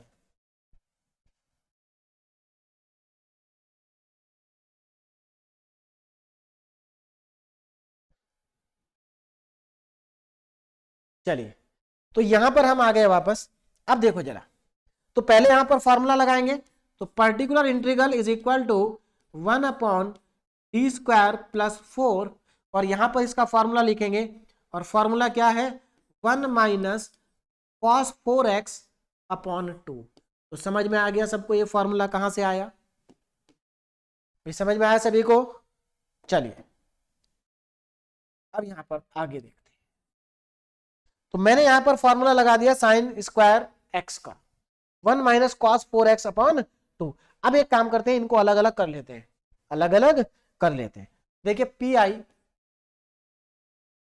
is equal to 1 upon D square plus 4, और यहां पर आ जाएगा 1 upon 2 minus cos 4x upon 2, ये आ जाएगा। दो टर्म है तो दोनों को अलग अलग कर देंगे, है ना, ये इसके साथ भी मल्टीप्लाई होगा और इसके साथ भी मल्टीप्लाई होगा। तो हमारे यहां से पी आई आ जाएगा,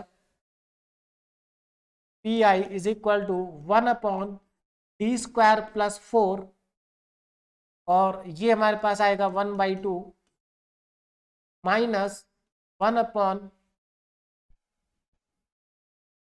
ठीक है, ये 1/2 को बाहर कर लेता हूं, और यहां पर आ जाएगा d की पावर 2 प्लस 4 और cos 4, ये हमारे पास आ जाएगा। ठीक है ना, चलिए अब इसमें आगे देखो जरा क्या करना है।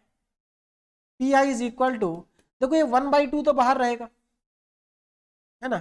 अब ये हमारे पास 1/d² प्लस 4 है, इसका क्या करें, मैं पहले पार्ट की बात कर रहा हूँ, ये 1/2 तो बाहर आ गया। देखो क्या करना है यहाँ पर 1 तो हमारे पास लिखा ही है, एक काम करते हैं इसके साथ हम e की पावर 0x लिख देते हैं, कोई फर्क थोड़ी पड़ रहा है भाई, e की पावर 0x क्या 1 है, तो हमने यहाँ पर e की पावर 0x लिख दिया क्योंकि ये तो 1 के बराबर है, तो कोई फर्क नहीं पड़ रहा इससे। तो यहाँ पर हमारा फॉर्मूला बन गया e की पावर 0x वाला, पहला केस। अच्छा इधर वाला जो पार्ट है 1/2, अब यहां पर जरा ध्यान से देखो 1/2 तो बाहर है, और यहां पर 1/d² प्लस 4 और cos 4x बन रहा है। तो अगर आप ध्यान से देखें तो आप d² की जगह माइनस का 4² रख सकते हैं, माइनस का 4²। और अगर आप ऐसा करते हैं तो आपके पास कितना आ जाएगा पर्टिकुलर इंटीग्रल, पहले तो यहां देखो पहला वाला पार्ट कितना आएगा, देखिए d की जगह 0 रखेंगे क्योंकि e की पावर ax वाले केस में d के प्लेस पर a रखते हैं और a कितना है 0, तो यहां पर ये आपका पास आ जाएगा 1/0 प्लस 4, 0 प्लस 4, ये तो पहला पार्ट आ गया, ठीक है ना, 0 प्लस 4। दूसरा पार्ट देखो माइनस का 1/2 और ब्रैकेट में d² की जगह -4² यानी कि -1/16 प्लस 4 ये आएगा और cos 4x आएगा। अब हम चलते हैं नेक्स्ट पेज पे और देखिए पी आई कितना आ रहा है हमारे पास, पी आई इक्वल टू कितना आएगा, देखो ये कितना हो जाएगा 1/8, तो 1/8 और सेकंड पार्ट यहां देखो -12 बचेगा, -12 और ये माइनस का 1/2, माइनस माइनस प्लस हो गया और 12 इंटू 2 24 हो गया, तो प्लस 1/24 और cos 4x, ये हमारे पास पी आई आ गया। तो पी आई भी आ गया और सी एफ भी आ गया। अब हम लिख लेते हैं इसका जनरल सॉल्यूशन, तो देखिए जनरल सॉल्यूशन कितना होगा ना, general solution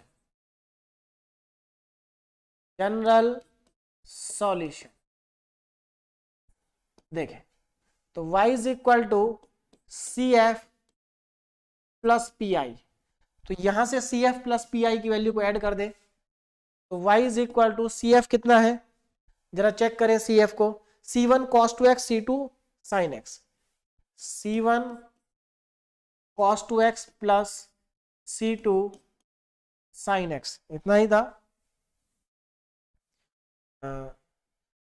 c1 cos 2x और साइन भी तो 2x ही है, साइन भी 2x है। चलिए तो यहां पर हमारे पास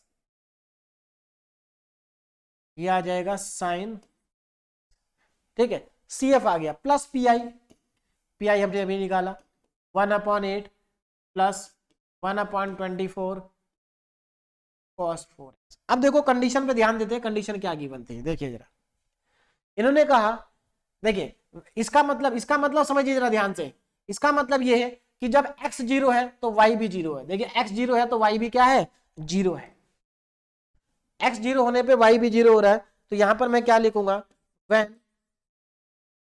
x इक्वल टू 0 तो y इक्वल टू भी 0 अकॉर्डिंग टू फर्स्ट कंडीशन, है ना। तो यहां पर हमारे पास ये जो जनरल सॉल्यूशन आया था, इसको मैं पहले बॉक्स में लिख देता हूं, ये हमारा जनरल सॉल्यूशन आ चुका है। अब यहाँ पर x 0 है तो y भी 0 है, अब जरा ध्यान देना कितना आएगा, इसमें y को 0 पुट कर दीजिए और x को भी 0 पुट कर दीजिए, तो देखो x को 0 पुट करेंगे तो ये c1 बचेगा और यहां पर ये 0 बचेगा और ये 1/8 और यहां पर देखो ये 1/24 क्योंकि cos 0 1 हो जाएगा, तो यहां से c1 कितना आ जाएगा, c1 को हम मल्टीप्लाई ऐड कर लेते हैं, देखिए c1 कितना आएगा, ध्यान से देखें जरा c1,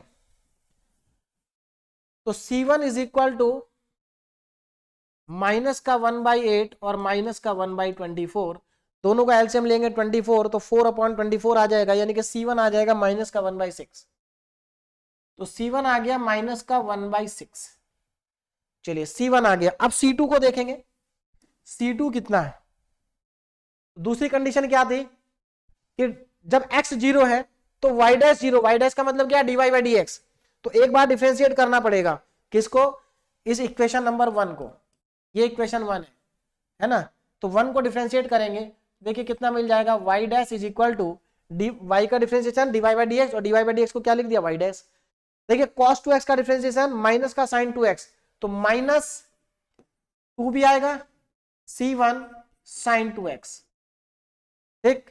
उसके बाद sin 2x का cos 2x, तो प्लस 2, ये c2 है, plus 2 c2 sin 2x cos 2x,